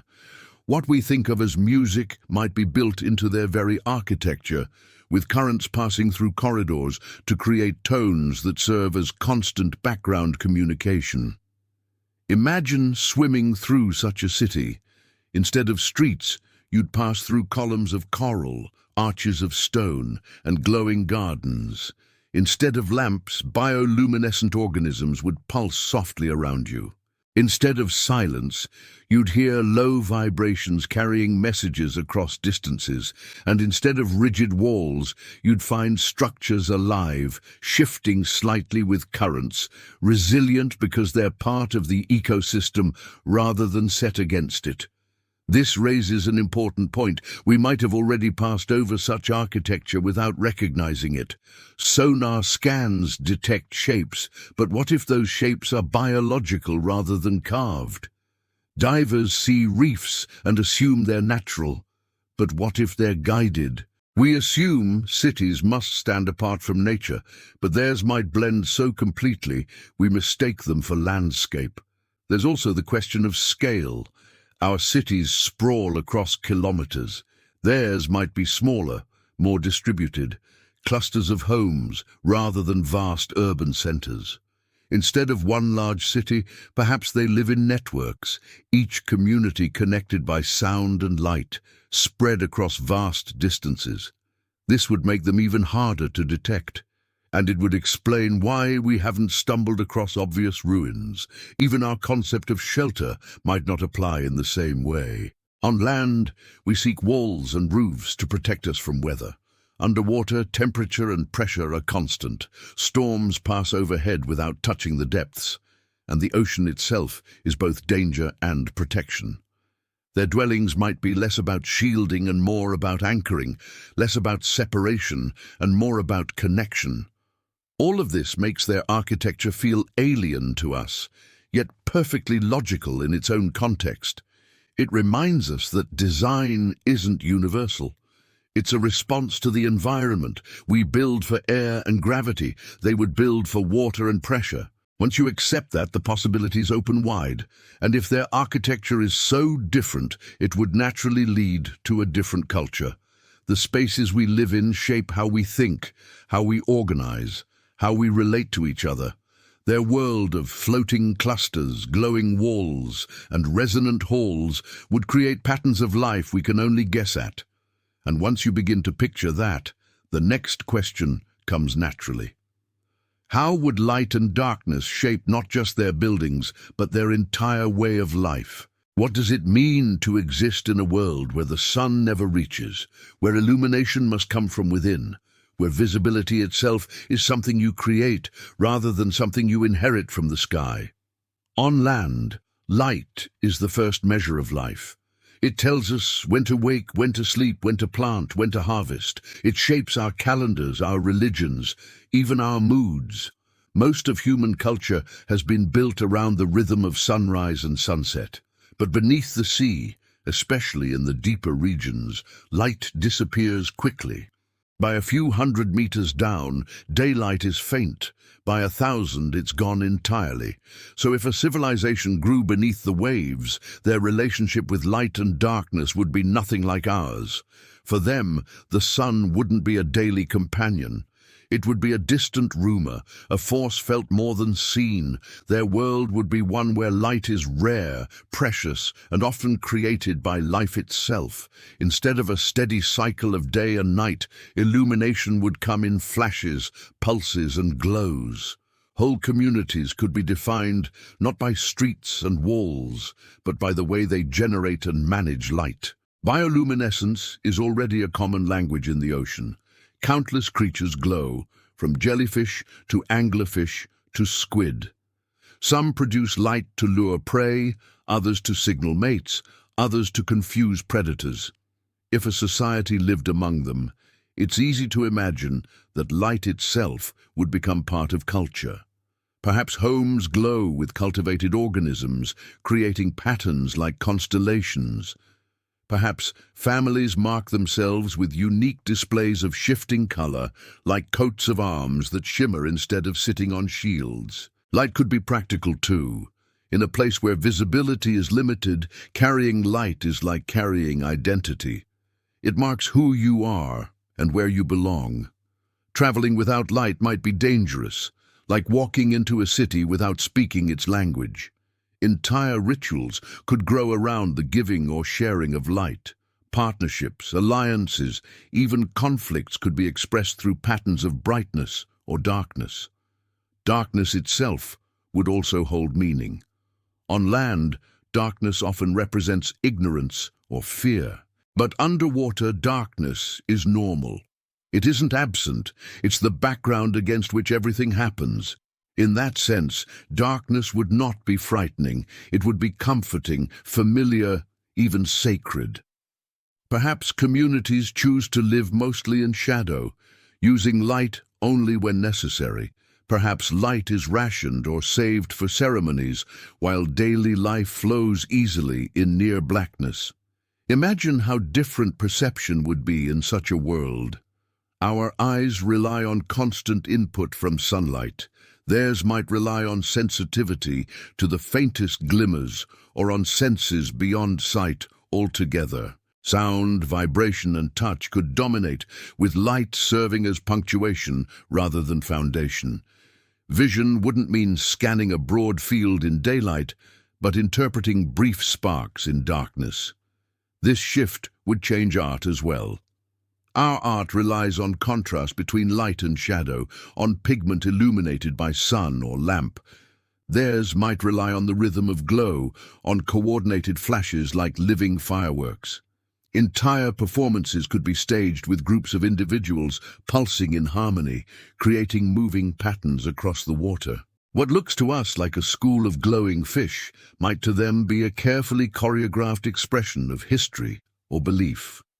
Darkness could also shape philosophy. We think of time as marked by days and nights. They might think of it as stretches of dark, punctuated by moments of glow. We think of life as linear, from morning to evening, spring to winter. They might think of it as cyclical, like the appearance and disappearance of bioluminescence. Even their sense of identity could be tied to the play between light and shadow, with each person seen as a balance of both. The deep ocean is also full of sudden bursts of light that seem almost supernatural. Comb jellies ripple with rainbow flashes. Dinoflagellates turn entire waves into glowing sheets. Some fish explode with dazzling displays when threatened. To ancient people watching from above, these lights may have looked like cities or lanterns deep in the water. To those living among them, they would be part of daily reality. But instead of seeing them as accidents of biology, a civilization might integrate them into culture, farming glowing organisms the way we farm crops, arranging them into patterns, carrying them as tools. There's another layer too. In darkness, secrecy is easier. A society could choose to remain unseen simply by controlling its light. Perhaps they glow only when they wish to be found. Perhaps they've mastered the art of moving without leaving a trace of brightness, disappearing into shadow when necessary. In that way, darkness becomes a form of power, a way to choose when to reveal and when to conceal. This relationship to light and darkness could also affect how they view us. From beneath the sea, our cities would look like enormous patches of brightness, visible even from space. To them, we might seem reckless, wasting light constantly, pouring it into the sky without thought. They might see our obsession with illumination as strange, even dangerous, a refusal to accept darkness as part of life. And perhaps that judgment wouldn't be wrong. Our reliance on artificial light has severed us from natural cycles in many ways. Underwater, a civilization forced to live mostly in darkness might retain a deeper connection to balance, pacing their lives in ways we've forgotten. Practically speaking, light and darkness would also shape how they navigate. We use roads, signs, and maps. They might use glowing trails of organisms or sound patterns that echo through specific corridors. Light could serve as markers, with communities arranging signals to guide travelers. Entire highways of faint glow could connect settlements, shifting as currents move them. Darkness, meanwhile, might be used to protect. Communities could dim themselves when threatened, vanishing into shadow. Predators might be lured into glowing traps. Attackers could be blinded by sudden bursts of light. What we think of as a simple environmental factor becomes, in their world, a whole system of defense, identity, and survival. Imagine living your entire life in such an environment, waking not to sunlight, but to faint pulses of glow from your surroundings, navigating not by clear vision, but by interpreting glimmers and shadows, celebrating not with fireworks, but with choreographed displays of living light, believing not in a sun above, but in illumination that comes from within. It would shape not only your culture, but your sense of reality itself. And yet, it isn't entirely alien. We already respond strongly to light and darkness. We're drawn to candles, fascinated by fireflies, soothed by dim stars. The human brain finds comfort in small lights against dark backgrounds. Perhaps that's why stories of underwater worlds glowing in the abyss feel so natural to us. They echo something we already know instinctively. It's possible that the first civilizations beneath the sea learned to use light, not just for practical needs, but as a core of identity. Their art, religion, and memory might all be tied to it. If so, then the myths we tell of glowing palaces and radiant beings might be distant echoes of that reality. And once you begin to imagine this, it becomes clear that living in such conditions wouldn't only be about light itself, but about pressure. Because while light disappears quickly underwater, pressure never leaves. It builds constantly, invisibly, pressing against every surface, every body, shaping life in ways we can hardly imagine. Pressure is the constant presence that defines the deep ocean more than anything else. On the surface, we barely notice it. Just one atmosphere of weight pressing from above, something our bodies are built to handle without thought. But for every 10 meters you descend into the sea, another atmosphere of pressure is added. At 100 meters, it feels like 10 times the weight of the air we live under. At 1,000, it's 100 times. At the deepest trenches, it reaches more than 1,000 atmospheres, forces so immense they would crush steel if it weren't carefully engineered. To us, pressure is the wall that keeps us out. It limits how far we can dive, how long we can stay, what tools we can use. Submarines have to be built like fortresses, and even then they creak under the strain. Divers who descend too quickly risk nitrogen bubbles forming in their blood, a condition we call the bends. For us, pressure is a threat, invisible but absolute. But for life in the deep, pressure is not an obstacle. It's the environment itself. Fish, worms, and crustaceans live comfortably where we can't survive. Their bodies are adapted to conditions we find impossible. Some have proteins that prevent their cells from collapsing. Others have flexible structures that bend instead of breaking. To them, pressure isn't dangerous. It's normal. So if a civilization has lived in the deep, pressure wouldn't be a wall for them either. It would be the air they breathe, the ground they stand on, the constant fact of existence. Their architecture, their bodies, their tools, all would be shaped by it. They wouldn't think of it as something to overcome, but as something to use. Imagine what that means for design. Our buildings resist gravity. Theirs would harmonize with pressure. Spherical and curved shapes would dominate, not by choice, but because those shapes endure best. Their materials would need to flex rather than crack.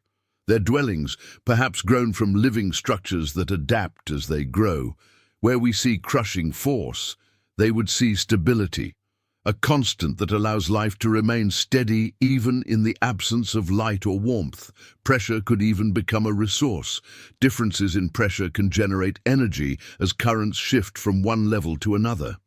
Perhaps they learned to harness that, building systems that convert the invisible weight of the deep into power. Instead of fighting pressure, they might ride it the way we ride wind or water. It's also possible that pressure shaped their very bodies. Maybe they are denser than us, built to withstand forces that would collapse our lungs and crush our bones. Perhaps they have no lungs at all, no air-filled cavities to risk implosion. Their organs might be fluid-filled, flexible, compressing and expanding with the environment. In that sense, they would look alien to us, not because they're unnatural, but because they're perfectly natural for a place we aren't built to survive. This shift in biology would change culture too. On land, we think of pressure as metaphor, a weight on our shoulders, a force to be endured. For them, pressure would be life itself.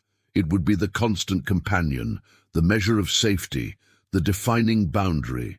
Maybe they would even use it as a metaphor in reverse.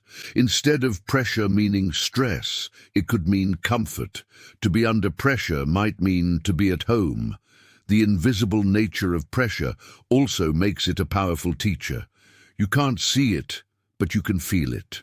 It surrounds you, presses against every part of you, reminding you that the world isn't empty, even when it looks like darkness. Perhaps their philosophies, their religions, even their stories are shaped by that fact. They might believe that all things are connected by an unseen force, because in their world that's literally true. Think about how this would influence communication. Sound travels differently under pressure. Higher pressures can bend and distort signals, carry them farther or limit them depending on conditions. An underwater society would know this intuitively. They would design their messages, their songs, even their architecture to work with pressure, not against it. Pressure also defines depth. Each level of the sea carries its own conditions, its own limits. Perhaps communities would be organized vertically, some living at shallower depths where light still reaches faintly, others deeper in total darkness, each adapted to its own band of pressure. Travel between them might be rare or ceremonial, because bodies adapted to one level might not survive in another. What to us feels like one environment, the ocean, could to them be a whole stratified world, with layers as distinct as continents. And if they have lived this way for millennia, pressure would not just shape survival, but identity. We define ourselves by land, by borders, by nations. They might define themselves by depth, by the weight above them, by how much pressure their bodies and homes are built to withstand. Our encounters with pressure have always been brief but revealing. When submersibles reach the deep, they sometimes glimpse fish with transparent bodies, organisms with strange adaptations, creatures that look fragile, but are, in fact, perfectly suited to conditions that would destroy us. Every one of these discoveries reminds us that our definition of survivable is narrow. Life doesn't ask our permission, it adapts. So, it's not hard to imagine a people who see pressure the way we see air, an invisible medium taken for granted, never questioned until someone leaves it and realizes how different the world feels without it. Perhaps when they rise toward the surface, they feel exposed, fragile, as if something is missing. Maybe they even fear it. The way we fear suffocating, what we call relief from pressure, might feel to them like danger. This inversion challenges our assumptions. We think of the surface as normal and the deep as extreme. But from their perspective, the deep would be normal and the surface extreme. Our environment would feel hostile to them, just as theirs feels hostile to us. And that means the wall of pressure isn't absolute, it's relative. It depends on where you begin. This relativity could also explain why contact hasn't happened. Moving between worlds shaped by such different pressures is almost impossible. Our bodies can't handle their world, and theirs might not handle ours. Even if we crossed paths, it would be fleeting, brief encounters at the edge of survivability. Myths of being seen and then vanishing could be traces of such moments. We might also wonder how pressure influences time for them. In our world, we measure time by cycles of sun and moon. In theirs, perhaps time is measured by depth. Deeper means slower, more deliberate, less change. Shallower means faster, more turbulent, more exposed. This isn't just physics, but perception. Living under constant pressure might create a sense of time that is weighty, layered, and patient. Imagine their stories told not with images of sky or stars, but with images of pressure. Creation myths, where the world begins as a place without weight, chaos without form, until pressure gave it shape. Legends of heroes who descended to deeper levels, enduring greater and greater forces to bring back wisdom. Philosophy built around the idea that strength comes not from resisting pressure, but from embracing it. This way of thinking would make their civilization almost invisible to us. We search for signs of resistance, of fortresses built against the elements. They might build with the elements, shaping lives so integrated with pressure that we don't recognize them as separate from the environment. And if pressure defines their existence, then food, energy, and survival would also be shaped by it. Because in the deep, you don't farm fields or raise animals the way we do. You find sustenance in ecosystems that thrive under pressure, in chemical reactions at vents, in organisms we barely understand. Food and energy are the foundations of any society. Without them, survival is temporary, and civilization cannot grow. On land, we solve this by domesticating plants and animals, cultivating fields and storing harvests. Our energy came from fire at first, then from coal, oil, and electricity. But in the deep ocean, those solutions don't exist. There are no wide fields to plant, no cattle to herd, no forests to burn. The silent blue demands different answers. So if a civilization has lived there, they must have discovered entirely new ways to sustain themselves. The first question is food. Sunlight barely reaches beyond a few hundred meters, and without light, photosynthesis fails. Most of the ocean's productivity happens near the surface, where plankton bloom and fish gather. Deeper down, food becomes scarce. Yet life persists, even in the darkest trenches. It does so by relying on what scientists call marine snow. A slow rain of organic material drifting from above. Tiny particles of dead plankton waste and bits of decayed life fall continuously, feeding organisms below. It's not glamorous, but it's steady. A hidden civilization might begin there, learning to harvest and concentrate this constant trickle. Perhaps they built structures that trap marine snow, funneling it into reserves. Maybe they farmed filter feeders like mussels, clams, or sponges that naturally capture drifting nutrients. Over time, these systems could become the equivalent of fields and orchards tended carefully, producing steady food in a place where scarcity rules. But marine snow alone might not be enough. The deep ocean also has rich ecosystems built around hydrothermal vents. Here, chemicals erupt from the Earth's crust, rich in hydrogen sulfide and other compounds. Bacteria feed on these chemicals, creating a base for entire food webs. Tube worms, shrimp, crabs, and fish thrive where no sunlight reaches, powered by chemosynthesis instead of photosynthesis. For us, it looks alien, like something from another planet. For a civilization down there, it could be the heart of survival. Imagine them cultivating vent ecosystems the way we cultivate crops, tending bacterial mats, encouraging growth, protecting and harvesting animals that feed there. Perhaps they even domesticated some of these creatures, guiding their reproduction, shaping environments for higher yields. Just as we turned wild grains into wheat, they could have turned wild vent organisms into food sources adapted to their needs. Another possibility is kelp and seaweed in shallower regions. Though not deep-sea life, these can grow prolifically along coasts and mid-depths. They're nutritious, renewable, and easy to harvest. Maybe early underwater societies lived close to the surface, cultivating kelp forests, weaving them into architecture and feeding on them as they adapted to greater depths.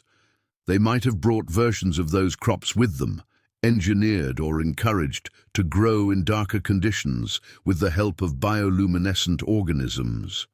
Protein could come from fish and crustaceans, but unlike us, they wouldn't need nets and boats. They would have direct access. Imagine schools of fish drawn toward glowing lures cultivated by the people themselves. Whole communities could engineer ecosystems that attract prey naturally, like farmers setting traps, but on a biological scale. Energy is the other side of the equation. We burn fuels. Underwater, fire doesn't work. So what alternatives exist? Currents themselves could provide constant power. Underwater turbines, natural or engineered, could turn flow into energy. Thermal gradients between hot vent water and cold surrounding sea could be harnessed too. Bacteria already exploit those differences, and perhaps a civilization could mimic them with technology or biology. Bioluminescence might also be used not just for light, but for energy. Organisms that glow release chemical reactions that could be tapped in creative ways. Cultivated on large scales, they could provide both illumination and warmth. Entire districts might glow softly, not because of electricity, but because of fields of living organisms designed to sustain the community. Oxygen is another survival requirement, and we've already considered how they might breathe. But oxygen is also tied to energy. Metabolic systems depend on it. Maybe their diets and energy systems are designed to minimize oxygen needs. Foods high in fats or compounds suited to low oxygen metabolism might dominate. What seems inedible to us could be a staple for them. Storage is crucial as well. On land, we store grain in silos, salt meat, and preserve vegetables. Underwater, they might store energy and food differently. Cold water itself is a natural preservative slowing decay. Caves and trenches could serve as storage chambers. Pressure could be used to seal and compress supplies, keeping them stable for long periods. Consider culture around food. Our societies are shaped by agriculture, with festivals, rituals, and economies built around planting and harvest. Theirs might be shaped by cycles of vents, currents, and migrations. If vent activity changes seasonally, celebrations could mark the times of abundance. If marine snow thickens during certain periods, perhaps entire cultural calendars align with that rain of nutrients. The silence of the deep would shape these rituals too. Meals might not be loud gatherings, but quiet ones, where sharing food is done with care and reverence. The scarcity of resources would make every bite meaningful, and that meaning could infuse their philosophy. Instead of abundance celebrated in excess, scarcity celebrated in balance. Survival itself is a ritual. Tools for gathering would also look different. Nets are useless in tight, dark spaces. Instead, they might use sound or vibration to corral fish, glowing signals to lure prey, or even trained animals to help hunt. Dolphins have been used by humans for such purposes. Perhaps they formed symbiotic relationships with creatures of the deep, partnerships built over centuries. The beauty of this speculation is that it isn't entirely alien. On land, we already rely on relationships with other species for food, bees for pollination, dogs and cats for protection and companionship, cattle and sheep for meat and milk. Underwater, such partnerships could be just as important, only with creatures that seem alien to us. Energy use would also affect how they build and live. Without fire, metallurgy would be limited. Perhaps they never developed metals at all, relying instead on stone, shell, and organic materials. Perhaps they found ways to harness vent heat for shaping tools or chemical processes to strengthen coral and shell. Their technology could be entirely different from ours, based on chemistry and biology instead of metallurgy and mechanics. Imagine how this would influence their concept of power. For us, energy is dominance, burning, consuming, conquering. For them, it might be harmony, guiding flows, cultivating life, tapping resources without exhausting them. Scarcity teaches patience, abundance teaches caution. If survival depends on maintaining balance with fragile ecosystems, their entire civilization might be built around restraint rather than expansion. And yet, survival in the silent blue wouldn't only be about food and energy, it would also be about community, about sharing and conserving. In such an environment, selfishness could be fatal. Cooperation wouldn't be a moral choice. It would be a necessity. Cultures shaped by that necessity would value collaboration deeply, perhaps even more than we do. Think of how our feasts bring people together, how harvest festivals are about more than food. Underwater, the same would be true. The act of eating might be communal, survival celebrated as a group achievement. Scarcity would make generosity the highest virtue and hoarding the greatest crime. All of this paints a picture of survival that looks alien yet familiar. Alien because it relies on systems we barely understand, like chemosynthesis and bioluminescence. Familiar because the principles are the same: gather, store, share, sustain. Survival everywhere is built on those foundations, whether on land or beneath the sea. And once survival is secured, the next natural question is whether contact could ever happen. If they exist, hidden in the deep, could we ever meet them? What barriers stand in the way, and what possibilities would such a meeting hold? The question that lingers behind every myth, every speculation, every sonar ping and deep-sea dive is simple. If they are there, could we ever meet them? Could two civilizations, separated not by distance but by environment, ever come face to face? On the surface, it feels like the answer should be yes. After all, we share the same planet. Our ships cross their world constantly. Our fishing nets dip into it. Our machines map it. Our oil drills pierce it. The ocean is everywhere, and we are always pressing into it. But the closer you look, the more difficult the question becomes. Because meeting is not just about proximity, it's about compatibility. Start with the physical barrier. Pressure alone makes contact nearly impossible. Our bodies collapse under the weight of their world. Theirs might rupture in ours. Even with technology, we can only stay in the deep for short bursts. Submarines protect us, but they isolate us too. Thick walls keeping us safe, but also cutting off direct experience. And if their biology is shaped by pressure, even brief contact at shallow depths might be lethal for them. Imagine two worlds touching only at the edge, each barely able to survive in the other's environment. That edge might be the shallows, where we can dive with help and they can ascend briefly. But even there, the meeting would be fragile, limited to moments. It might explain why myths describe brief encounters, sailors seeing beings in the waves, fishermen pulled below for a time, stories of visitors from the sea who vanish as quickly as they appear. Then there's the problem of communication. Even if we stood face to face, how would we speak? Their language might not be words at all, but pulses of sound or flashes of light. What we hear as noise could be complex dialogue. What we see as glowing organisms might be messages. Translation would take time, patience, and mutual willingness. It's not impossible. Humans have learned to understand whales and dolphins to some degree, but it would be slow. Trust is another barrier.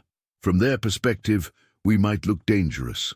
Our ships leak oil, our nets kill without care, our sonar deafens whales. The noise we make fills their world constantly, intruding without invitation. If they have remained hidden this long, it may be because they know us already and choose to stay away. From our perspective, their existence would be unsettling, even threatening. Entire industries depend on the ocean as empty space. Governments would worry about power. Religions might see them as a challenge or confirmation. The politics of such a meeting could be overwhelming, but humans are persistent. We've always sought contact, whether with distant tribes, unknown continents, or even imagined beings on other planets. We might continue probing until contact happens, whether by accident or design. Perhaps it already has. Isolated stories of encounters with mermaids, sea spirits, or strange lights beneath the waves may be distorted memories of real meetings. Most were dismissed as hallucination or exaggeration, but if contact was brief and rare, that's exactly how it would look. Technology could also change the possibilities. As submersibles become more advanced, as remote drones dive deeper and longer, as sensors sharpen, our chances of stumbling onto something grow. If they are there, hiding may become harder over time. But the opposite might also be true. Their awareness of us might grow too, and they might develop better ways to avoid detection. In that case, the meeting becomes not about capability, but about choice. Choice is at the heart of it. Even if we could meet them, would they want to? History suggests caution.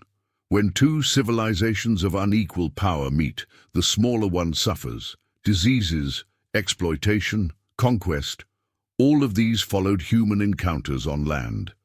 If they've observed us, they may have decided that the risks outweigh the benefits. From their perspective, staying hidden ensures survival. And yet, the pull of curiosity works both ways. Just as we wonder about them, they might wonder about us. Perhaps they watch our ships, follow our submarines, and listen to our machines. Maybe they study us the way we study whales, fascinated by our strange habits, puzzled by our dependence on light and land. Perhaps in rare moments, curiosity outweighs caution, and they approach. If a true meeting did happen, the consequences would be immense, not just for science, but for identity. Humanity has always believed itself to be the only advanced civilization on Earth. Discovering another, especially one older, would shatter that assumption. History would have to be rewritten. Religion, philosophy, politics, all would shift. And for us, that kind of change is never easy. But perhaps the meeting wouldn't be grand. Maybe it wouldn't be an announcement to the world, but something quiet, a diver encountering a figure in the shadows, a submersible camera capturing a glimpse of movement that doesn't fit, a fisherman telling a story no one believes. Perhaps contact has already happened this way countless times, but never lasted long enough to convince the wider world. And if we ask whether we could meet them, we also have to ask whether we should. Sometimes mystery serves a purpose. If they survive by remaining hidden, our intrusion might harm more than it helps. Maybe the most respectful meeting is none at all. A recognition that coexistence doesn't always require contact, yet it's hard to silence curiosity. The ocean covers more than 2/3 of the planet, and the idea that someone else is down there pulls at us constantly. Every myth, every sonar anomaly, every story of strange encounters feeds the hope that someday the invisible wall will thin just enough for a true meeting. And if that day comes, the next question would be how we communicate. What bridges exist between our languages, and how might sound, light, and rhythm allow us to understand each other? If meeting is possible, even fleetingly, the next challenge is communication. History shows us that when two human cultures meet without a common language, misunderstanding is inevitable. Sometimes it leads to violence, other times to slow learning, gestures becoming words, words becoming dialogue. But when we think of communicating with a civilization that has lived underwater for millennia, we have to prepare ourselves for a challenge far greater than any human encounter on land. Their language may not resemble ours at all. Spoken words rely on air moving through vocal cords, vibrations shaped by tongue and lips, sound waves traveling through open air. Underwater, that system collapses. Air escapes too quickly, sound carries differently, consonants vanish. We struggle to speak clearly even with scuba gear. So if they developed language, it likely evolved in a medium where water itself is the carrier. Sound behaves strangely underwater. It travels faster and farther, but it also bends and distorts with changes in temperature, salinity, and pressure. Whales take advantage of this, sending low-frequency calls that can cross entire ocean basins. Dolphins use bursts of clicks, sharp and directional, bouncing them off objects like sonar. Shrimp snap loudly enough to create walls of noise.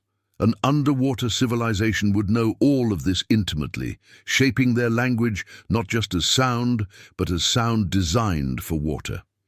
Imagine a language built on pulses, tones, and rhythms, not sentences strung together with grammar, but sequences of vibration that carry meaning through repetition and pattern.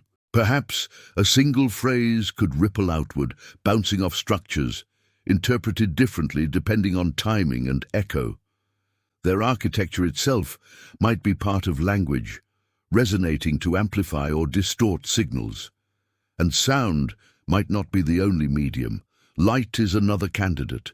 Countless ocean species use bioluminescence to signal one another. Squid flash patterns across their skin faster than we can blink. Jellyfish shimmer like living lanterns. Fish pulse to attract or repel.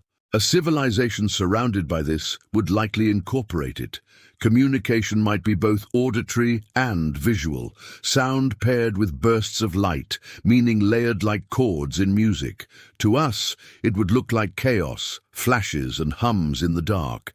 But to them, it would be precise, maybe even more precise than our speech, carrying multiple streams of meaning at once.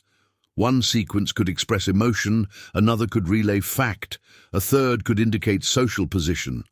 Where we rely on tone of voice or facial expression to supplement words, they might encode all of it directly into light and sound. Touch could also play a role. In water, vibration is felt as well as heard. Currents brushing the body, changes in pressure, movements in the dark, all can be sensed. Imagine greetings exchanged not by handshake or bow, but by patterns of movement, flows of water stirred deliberately. To us, it would seem like drifting aimlessly. To them, it would be full of nuance. So, how would we begin to communicate? The first step would be listening, not listening in the way we usually mean, but recording, observing, searching for repetition and pattern. This is how we've approached whales and dolphins, building libraries of sounds, looking for grammar in the flow. But even then, we struggle. Decades of study have given us only glimpses. With a civilization shaped by pressure and darkness, the challenge would multiply. Gestures could help. When human explorers met strangers on land, they pointed, mimed, drew in the sand. Underwater, gestures might still work, but more slowly, distorted by currents. Perhaps lights could serve instead, shining patterns, repeating rhythms, offering signs of recognition. The challenge would be patience, resisting the urge to force understanding too quickly. Trust is part of communication too. Words alone aren't enough. Tone, posture, context, all matter. If they see us as threatening, no pattern of sound will convince them otherwise. Communication would require not just language, but behavior, proof that we approach with respect. And maybe they have already tried. Strange reports of lights beneath ships, unexplained sounds recorded by hydrophones, encounters with glowing forms near coasts. What if these are not accidents, but attempts at dialogue? Perhaps they've sent signals, but we lack the framework to recognize them as intentional.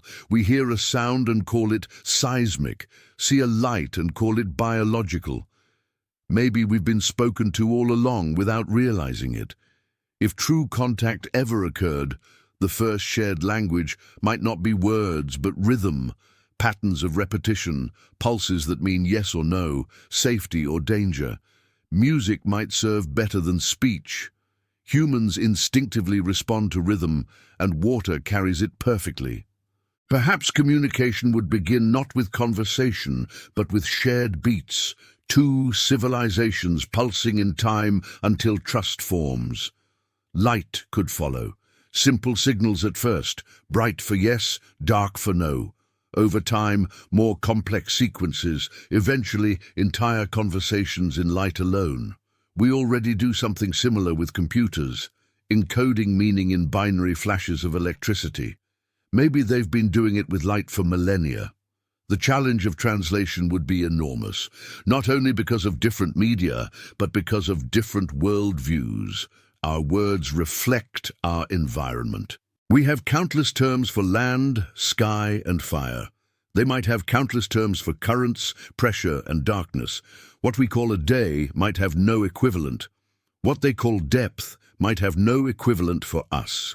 Whole concepts could be untranslatable, leaving only approximation.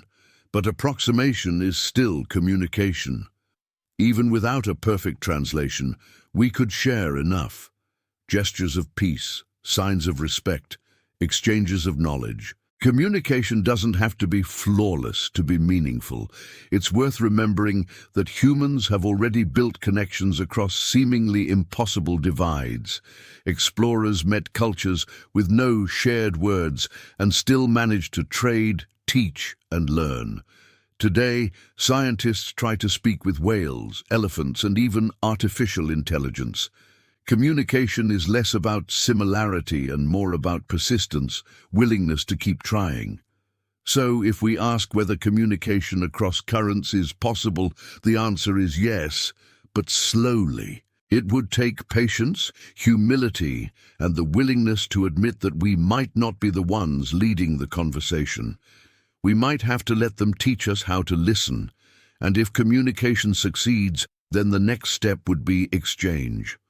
What stories would they share? What knowledge would they reveal? What warnings might they give? And just as importantly, what would they want from us? And how would we respond? Time is one of those things we take for granted on land. The sun rises, the sun sets, shadows lengthen and shorten, the seasons shift. We measure our lives in days, weeks, and years because light gives us those markers without asking.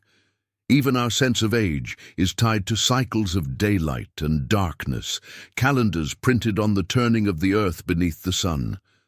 But beneath the ocean, especially in its deeper reaches, those markers vanish. There is no sunrise, there is no sunset. The rhythm of day and night dissolves into endless darkness, broken only by flickers of life and the occasional glow from above. So, if a civilization has lived there for millennia, time itself must feel different to them. For them, time wouldn't be a matter of hours or days. It would be a matter of currents, migrations, cycles of food supply and pressure. They might measure life in flows rather than ticks, in pulses rather than numbers. When we say a week, they might say a current's return. When we say a season, they might say the thickening of marine snow. Time would not be abstract. It would be environmental. Currents could serve as their clocks. Ocean currents are vast rivers of water moving through the sea, shaped by temperature, salinity, and the pull of the earth itself. They can be steady or seasonal, regular or erratic, but to those who live within them, they are constant forces. Perhaps a civilization would learn to measure their lives by the return of a particular current, the way farmers once measured harvest by rains. The movement of water could mark not just survival, but ritual, with communities gathering when a current shifted, feasts aligned with its arrival, stories told when it faded. Food cycles could be another clock. The rain of marine snow grows thicker in certain periods, driven by blooms at the surface. Deep-sea creatures rise and fall in massive migrations each day, but over longer spans, populations shift with climate and season. A civilization might tie its calendars to these patterns, treating abundance and scarcity as natural measures of time. A generation might be defined not by years, but by the cycles of plenty and hunger. Pressure, too, could shape perception. As individuals moved up or down in the water column, pressure would change, altering how their bodies felt, how their environment responded. Maybe pressure shifts became markers of life events, passages into adulthood, ceremonies of descent or ascent. Instead of counting birthdays, they might count how many times they endured a journey into deeper pressure zones. Darkness also bends time. Without a sun or moon, days blur into each other. Psychologists know that humans deprived of natural light quickly lose track of hours. Some stretch their days long, others shorten them. Time becomes fluid, subjective, unreliable. For people who live permanently in darkness, this fluidity might not be a problem, but a norm. Perhaps their concept of time is elastic, stretching and compressing depending on need. Patience would be natural, urgency rare. This could explain why myths so often describe undersea kingdoms where time flows differently. In Japanese legend, Urashima Taro spends days in the Dragon Palace, but returns to find centuries gone. In Celtic tales of Tir na Nog, time beneath the waves moves at another pace. In Greek myths, mortals who visit Poseidon's halls return confused about how long they were gone. These stories might reflect the reality that time underwater feels altered, unmoored from our sunlit clocks. Biological rhythms would adapt too. On land, circadian cycles are tied to light. Underwater, other cues would replace them. Feeding times, currents, even the faint glow of bioluminescence could serve as triggers. Sleep might not come in long blocks, but in shorter, scattered rests aligned with environmental cues. Lives might be lived in patterns we would see as chaotic, but which feel natural to them. Imagine a culture where age isn't measured by years, but by depth. Elders aren't those who have seen more summers, but those who have descended more times, endured more pressure shifts, guided more migrations. Wisdom would come from experience of environments, not from counting the march of time. Technology, if they developed it, could further alter time. We use clocks and calendars to impose order. Perhaps they use resonant structures, sounding at intervals tied to currents, keeping communities in sync. Perhaps they rely on collective memory, songs and rhythms passed down to mark cycles. Oral traditions might be their calendars, stories told at the right moment to remind them of where they are in the flow of life. And maybe, just maybe, they experience time itself differently at the level of perception. Pressure, darkness, and scarcity, slow life. Decisions are patient, actions deliberate. In an environment where rushing wastes oxygen and energy, slowness becomes survival. So to them, we might appear frantic, burning through moments like fire, while they move steadily, conserving. This would make communication with us even harder, not just because of language, but because of pace. We demand quick answers, fast exchanges, and constant urgency.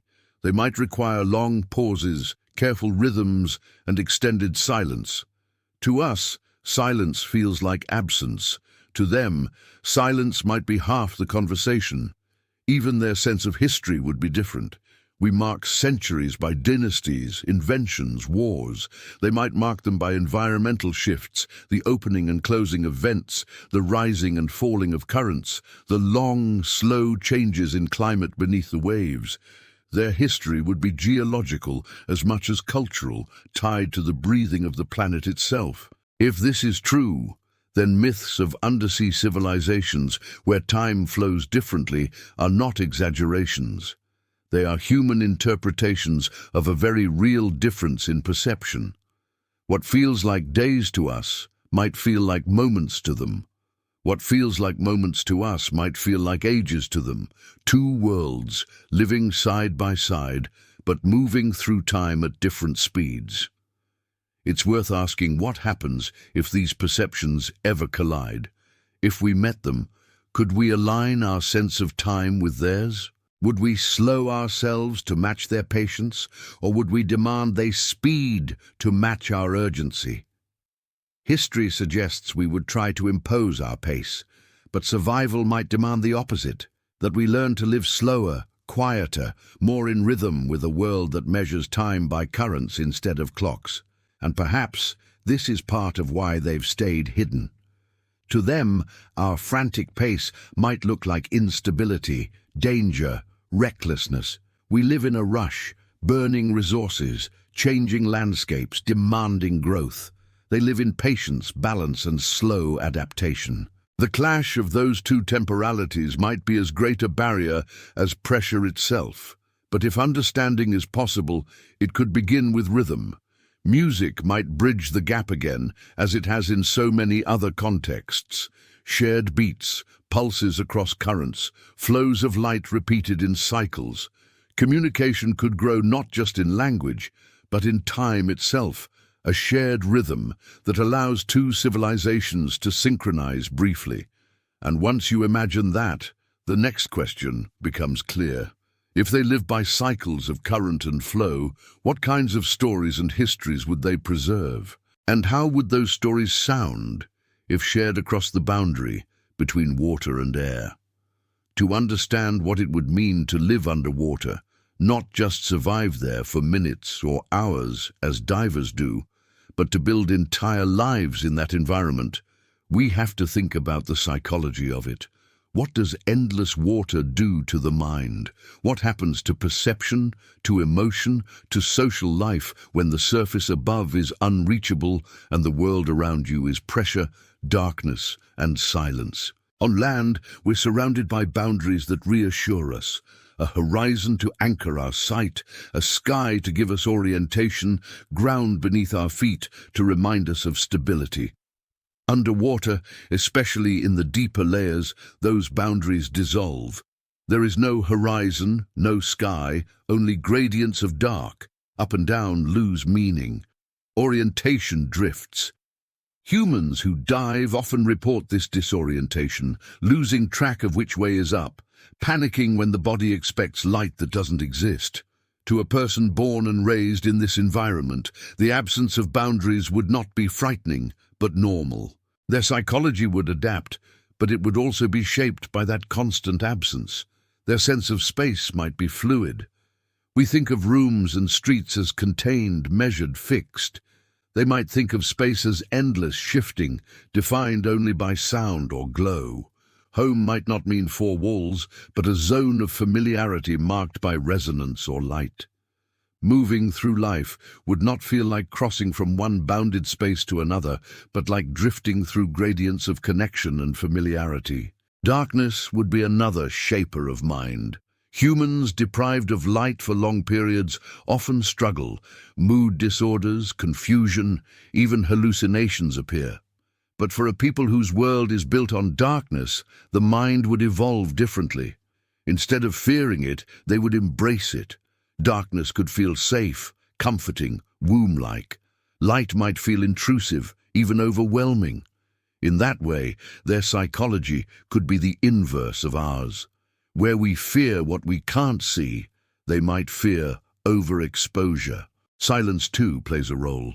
The deep ocean is not truly silent. It crackles with shrimp, echoes with whale song, rumbles with shifting earth.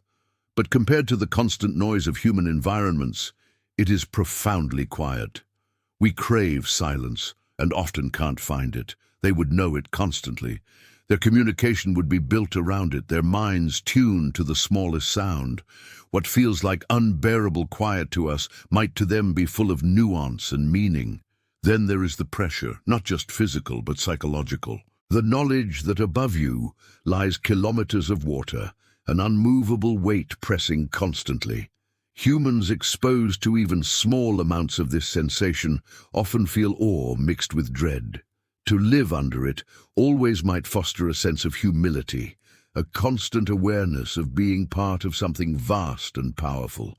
Perhaps their psychology is more collective than individual, shaped by the feeling that survival depends on harmony with forces far greater than the self. Scarcity also shapes the mind. Food is limited, oxygen precious, light rare. In such a world, waste would not only be impractical, but unthinkable. Perhaps their entire psychology is built around conservation, patience, restraint. Where our societies often reward consumption and expansion, theirs would reward balance and care. This would influence social relationships. Cooperation would not be optional. Isolation might mean death, while community means survival. Trust would be central, betrayal catastrophic. Perhaps their minds are more attuned to empathy, more sensitive to group dynamics, because the stakes are higher. Imagine the rituals that might emerge. Humans sing to bond, eat together to reinforce community, tell stories to connect.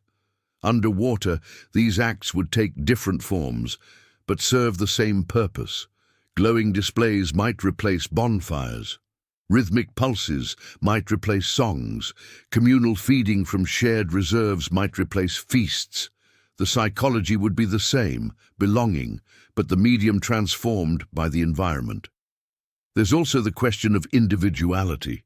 In a world where survival depends so heavily on cooperation, how much space is there for the self? Do they value personal identity the way we do? Or do they subsume it into the collective? Perhaps their psychology doesn't even divide self and group sharply. Perhaps they see themselves as extensions of community, threads in a net impossible to isolate. On land, solitude is a luxury. We seek it for peace. Underwater, solitude might be danger. Drifting too far from the group could mean being lost forever. So, their psychology might fear separation deeply, anchoring identity always in relation to others. But there are other layers to consider. Endless water is not only isolating, it's also awe-inspiring. Divers often describe a sense of transcendence, of connection, of being part of something infinite. For a civilization born there, this feeling might be constant. Their psychology could lean towards spirituality, not in the sense of gods above, but in the sense of reverence for the medium they live in. Water itself might be sacred, the infinite expanse a reminder of their place in something larger. Time perception, which we've already touched on, also plays into psychology. In darkness, time feels slower. In scarcity, patience is survival. Perhaps their minds are less anxious, less focused on urgency, more comfortable with waiting.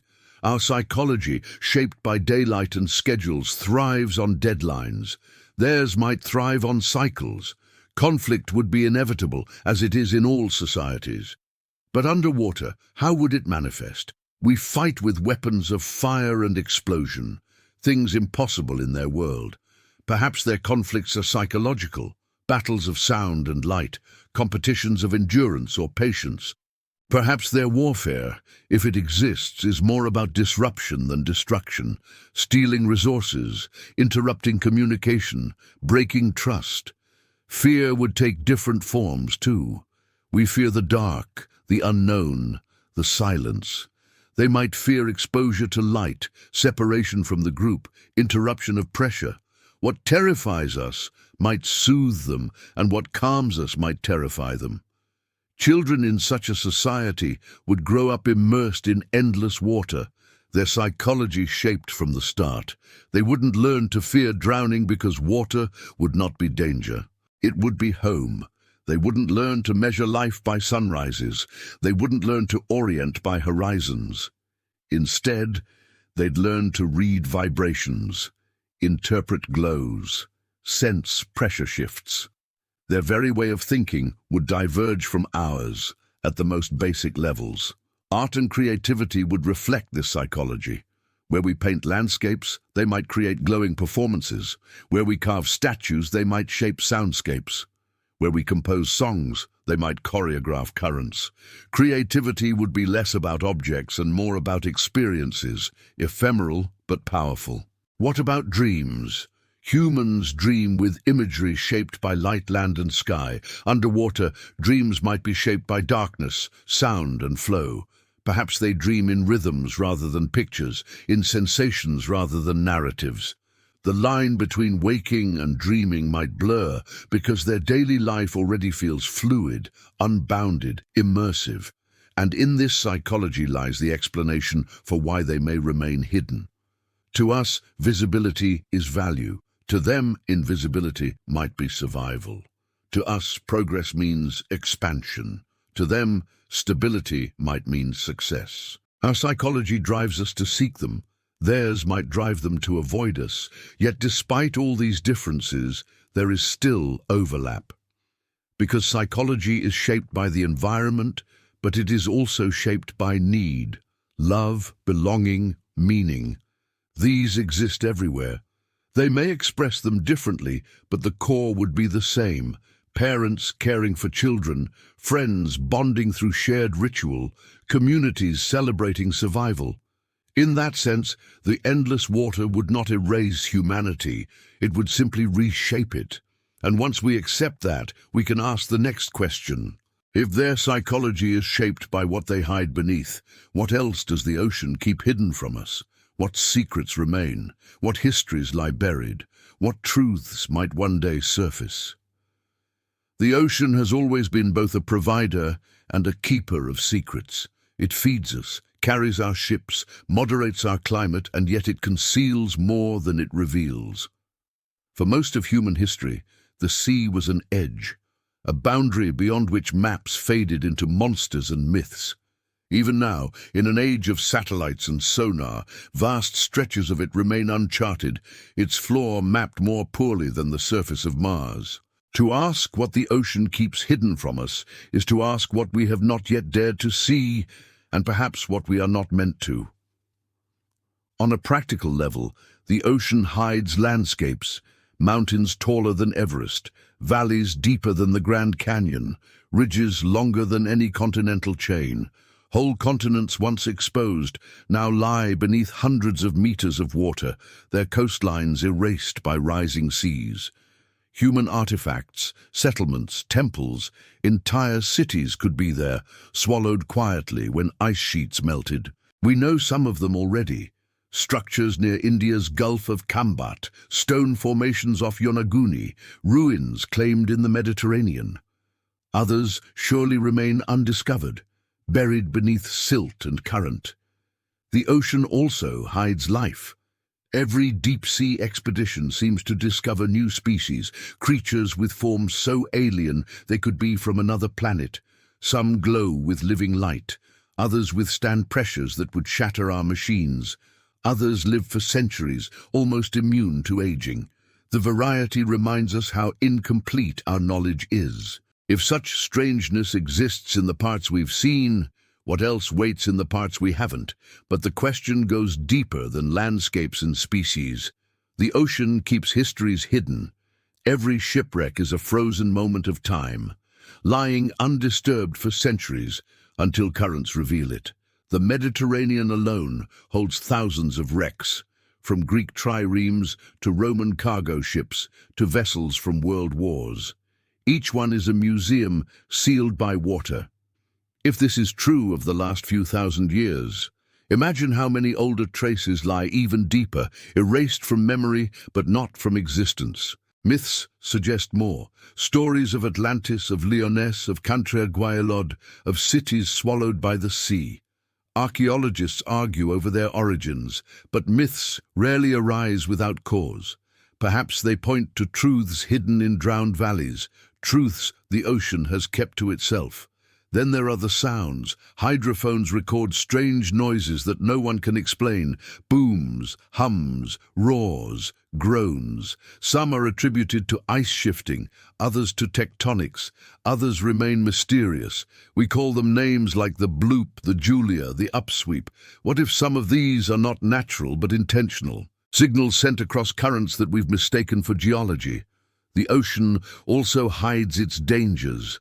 Undersea earthquakes and volcanic eruptions can trigger tsunamis that devastate coasts. Currents shift without warning. Storms rise from calm seas.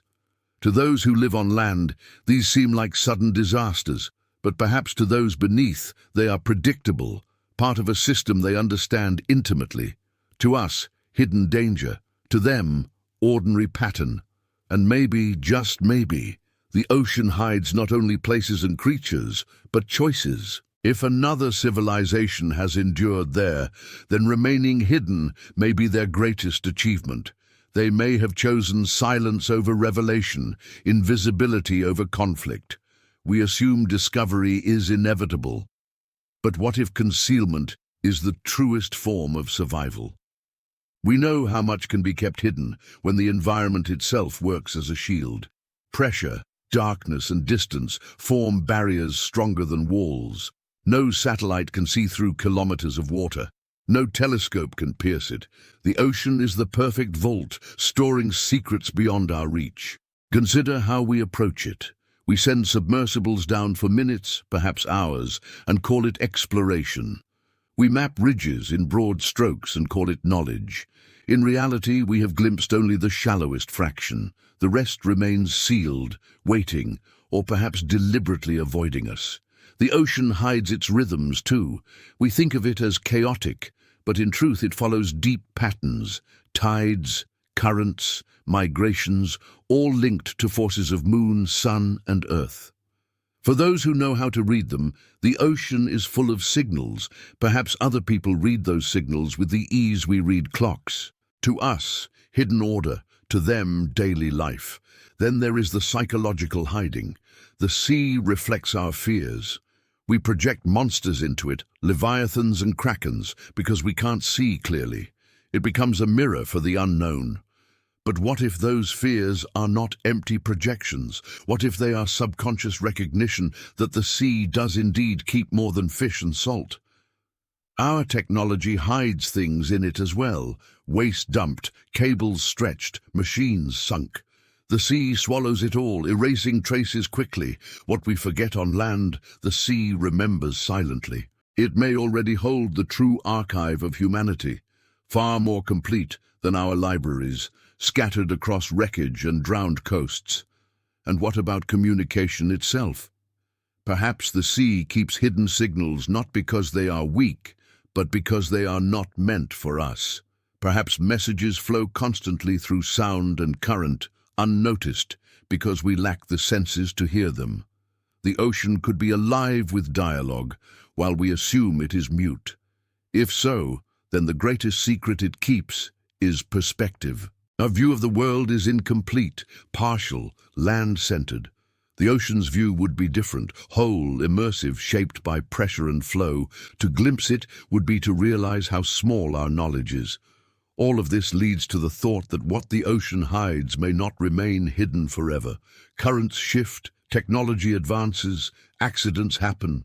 Sooner or later something will surface. The question is whether we are ready for what we might find, whether our psychology, our culture, or our science can handle the weight of revelation.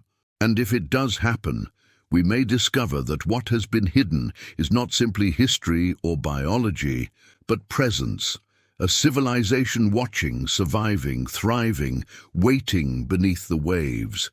And that possibility carries us naturally into the next question.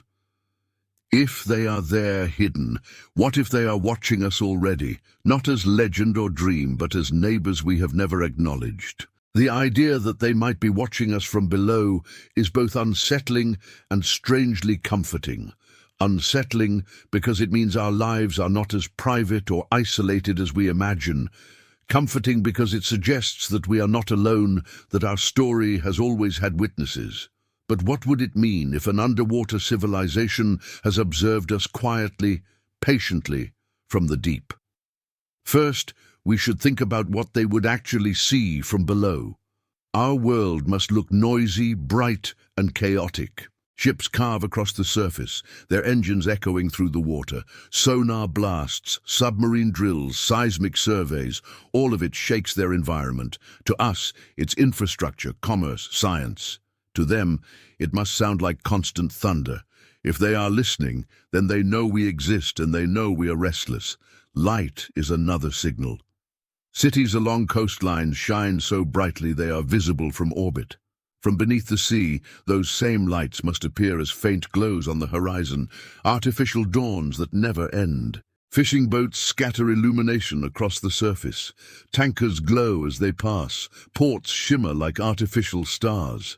If they are watching, they have seen our rise from torches to neon, from darkness to constant glare. They might also watch the way we change the sea itself.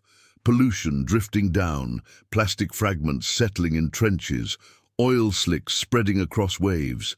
If they keep records, then the history of us is probably not flattering. They would see a species that treats the ocean as both resource and dumping ground, taking from it while returning waste. From their perspective, we are reckless neighbors. But maybe they see more than harm. Maybe they notice our curiosity, the way we send probes, build submarines, dive again and again despite the danger. They might see persistence in that, a restless hunger to understand. Perhaps they even admire it, even if they don't trust it. If they are watching, the question becomes why they remain hidden. One answer is self-preservation.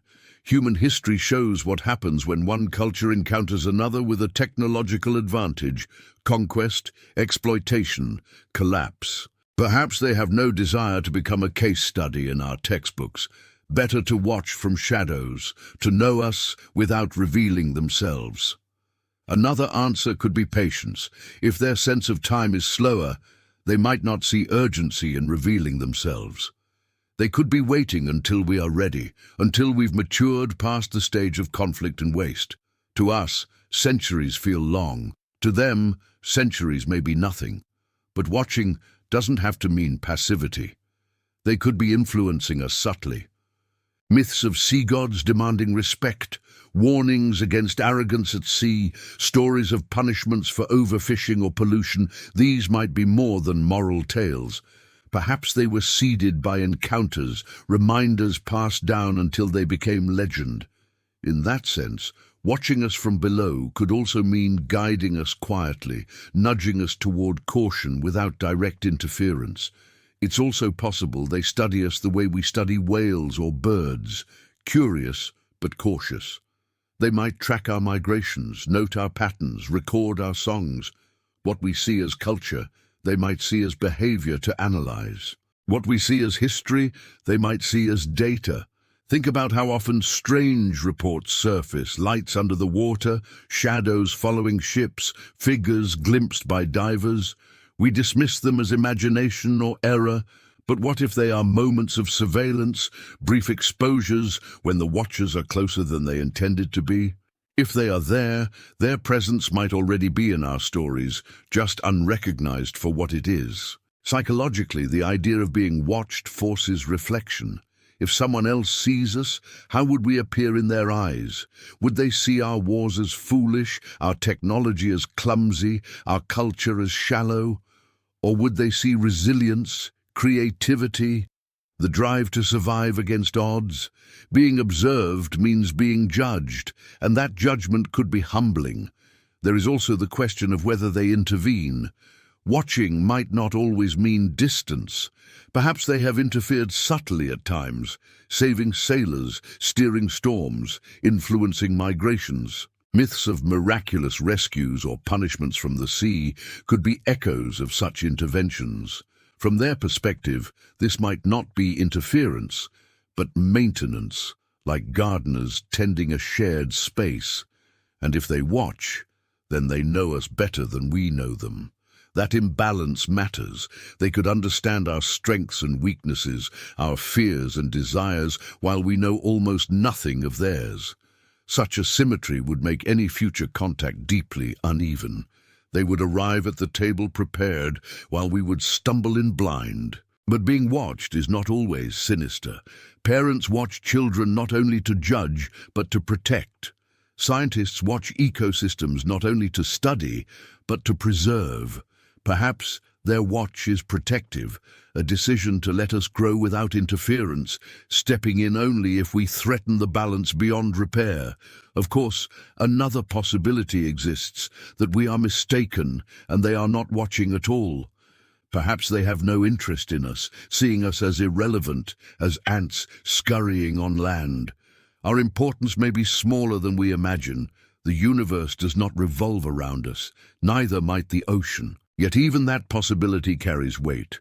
Whether they watch us with curiosity, caution, or indifference, the thought alone reminds us that we are not the only possible center of intelligence on Earth.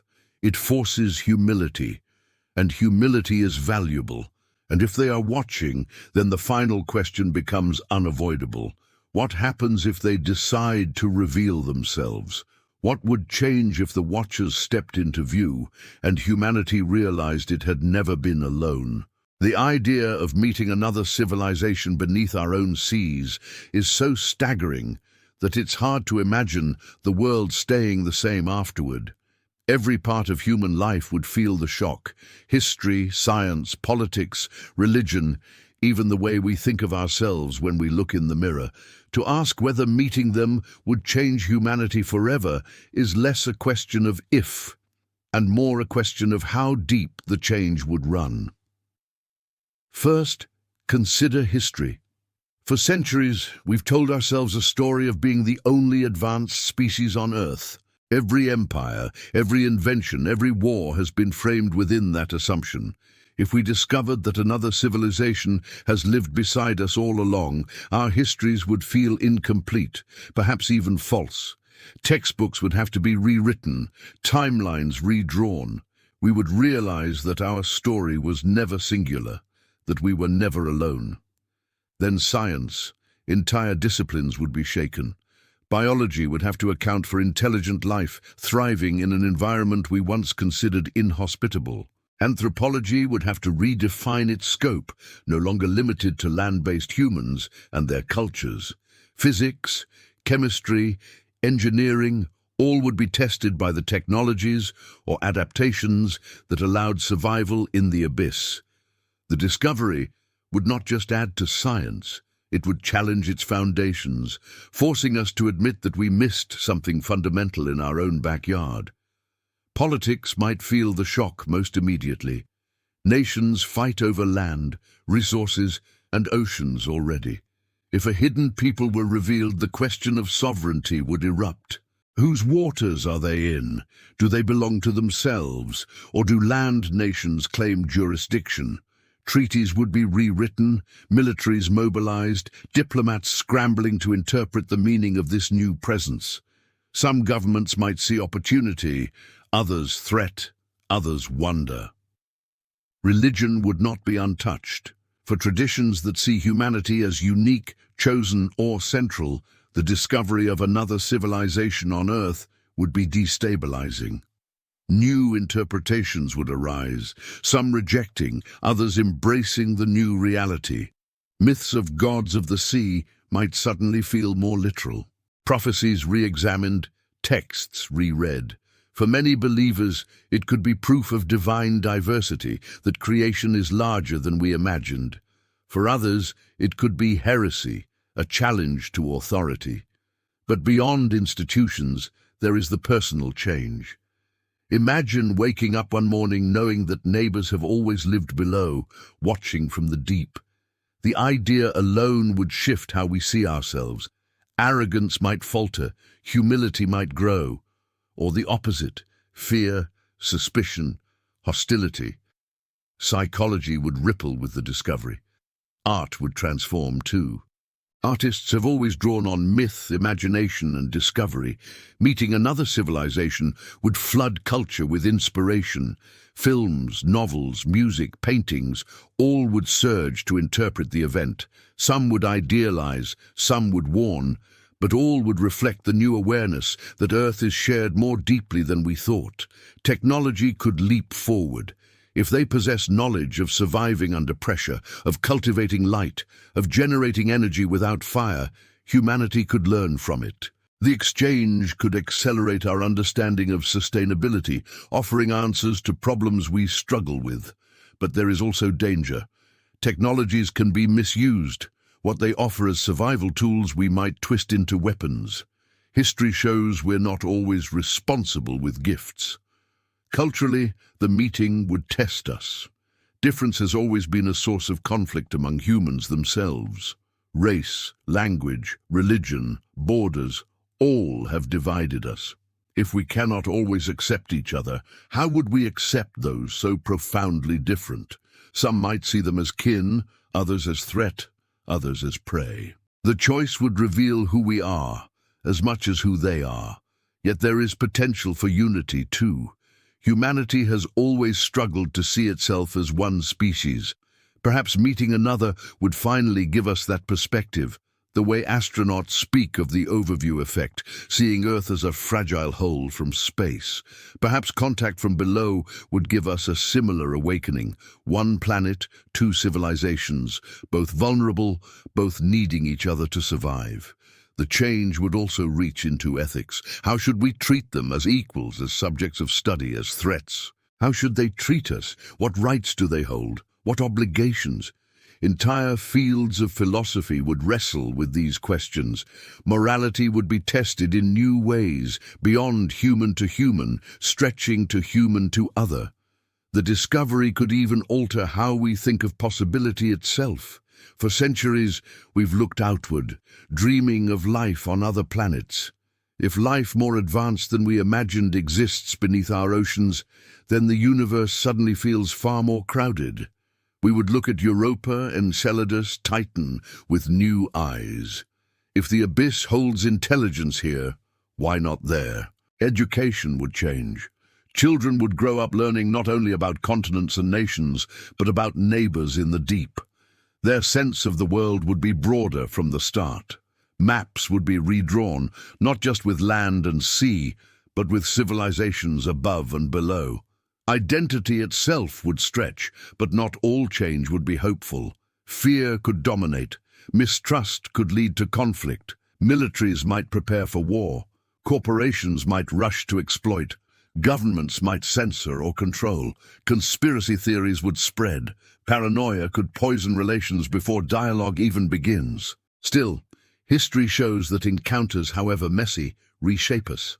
When we met other cultures across oceans, humanity changed forever, sometimes for worse, sometimes for better, but always profoundly. Meeting another civilization beneath the waves would be no different. It would be a turning point, a before and after moment. Whether the change is growth or collapse would depend on choices, humility or arrogance, cooperation or conquest, patience or haste. The ocean itself might become a mirror, showing us who we are by how we respond. And perhaps that is the deepest change of all.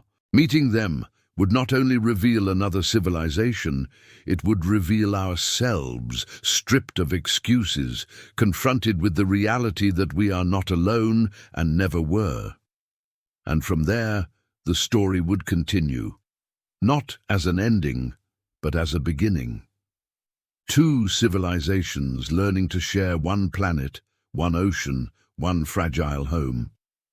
Returning to the surface is not only a physical act, it's also a shift in perspective. After drifting for so long through questions of hidden civilizations, glowing cities, pressure and darkness, food and survival, psychology and time, we have to reorient ourselves again to the world we know. The air feels different when you've been imagining the weight of the sea pressing constantly. Light feels sharper when you've pictured endless dark. The sounds of daily life, engines, voices, footsteps, feel louder when you've been thinking about vibrations moving through silence. Coming back to the surface reminds us of how ordinary things are, and how extraordinary they look when contrasted with what might lie below. The surface is where we've always lived, where our civilizations rose, where our stories began. We measure our history in land empires, in deserts crossed, in mountains climbed. Yet all that time the ocean has been here too, covering most of the planet, shaping the climate, feeding us, hiding secrets. To return to the surface with the thought of another civilization below is to see land differently. It feels smaller, less absolute. Our continents look like islands in a wider sea. Our cities are like fragile settlements perched on the edge of something vast. Imagine looking out at the horizon after considering all this. Waves stretching endlessly, light glittering across them, ships cutting lines across the surface. For most of us, that sight is familiar, even comforting. But now imagine it layered with another thought, that beneath those same waves could be watchers, neighbors, builders, thinkers, perhaps as ancient as the first myths that named them. Suddenly the horizon feels alive, not empty. The sea feels like a presence, not just a setting. Returning to the surface also means thinking about what we've carried back. Every dive, whether real or imagined, changes perspective. Divers often talk about how the ocean alters their sense of scale, how seeing vastness and life in strange forms makes daily problems feel smaller. Astronauts say something similar about space, describing the overview effect when they see Earth from orbit. Our journey downward has its own version of that. After spending time imagining civilizations in the abyss, coming back to the surface makes us see our own world with fresh eyes. We see how fragile our systems are. We rely on sunlight, on crops, on predictable rhythms. An underwater civilization might rely on currents, vents, and patience. Both systems are delicate. Both demand balance. If anything, returning to the surface makes it clear how much we share with them, even if they remain myth. Survival is always about adaptation, about finding harmony with the environment, about building culture in the spaces allowed. There's also the matter of humility. On the surface, we feel dominant. Skyscrapers, satellites, airplanes, all symbols of mastery. Beneath the sea, all that mastery vanishes. Pressure and darkness remind us that our control is limited. Returning to the surface after imagining the hidden world strips some of our arrogance. It leaves us with awe instead. And awe is valuable. Awe is what drives curiosity, creativity, and respect. It's what makes us treat the unknown not as something to conquer, but as something to learn from. If there are neighbors below, awe would be the right posture to meet them with. If there are not, awe still teaches us to treat the ocean itself with reverence, as the vast and living system it is. Coming back also brings us to the question of the story. We've wandered through myths, possibilities, adaptations, architectures, psychologies. Stories are the way humans make sense of what they cannot yet prove. Whether or not an underwater civilization exists, the fact that we keep imagining it tells us something. It tells us that we crave mystery, that we sense incompleteness in our picture of the world, that we know instinctively there is more than what meets the eye. The surface is where those stories get told, where they're passed on, written down, shared around fires or on screens. Returning to it reminds us that storytelling is itself a survival tool. It prepares us for possibilities. It lets us imagine what we might otherwise ignore. In that sense, the myths of Atlantis, the legends of drowned kingdoms, the whispers of glowing cities are not frivolous. They are rehearsals. They are humanity's way of training itself to be ready for discovery. And discovery may come, perhaps not in the form of a grand city revealed, but in the slow accumulation of evidence, new sonar maps, unexplained ruins, unfamiliar species, strange sounds. Piece by piece, the hidden becomes less hidden. Returning to the surface with that possibility in mind changes how we look at exploration. It feels less like conquering space and more like meeting neighbors. But returning is not only about knowledge, it's also about responsibility. If the ocean does keep secrets, if it does hold life we haven't acknowledged, then our choices matter. Pollution, climate change, overfishing.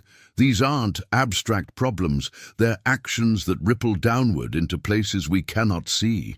If there are others living below, those choices affect them too. Even if there aren't, the ocean itself is a living system deserving of care. Coming back to the surface with the memory of the depth should remind us of that responsibility. And then there's the personal level. Each of us, returning from a journey of imagination like this, has to decide what it means. Do we treat the possibility of underwater civilizations as fantasy, shrugging it off? Or do we let it expand our sense of wonder? Do we walk to the shoreline and see only water? Or do we see mystery? Returning to the surface gives us the choice of perspective. The truth is, whether or not the first civilization still lives underwater, the value of the question is real. It forces us to think about adaptation, about survival, about humility, about how we treat the unknown. Those lessons remain, even if civilization is only in myth. And if it is more than myth, if it is real, then returning to the surface now prepares us for the day when the truth is revealed. So here we are, back at the edge of land, looking out at the horizon. The sea is the same as it was before, but we are not. The dive into imagination has left its mark. And when the waves roll in, they carry with them the quiet reminder that the ocean is never empty, that it always holds more than we see, and that our story may still have companions we have not yet met.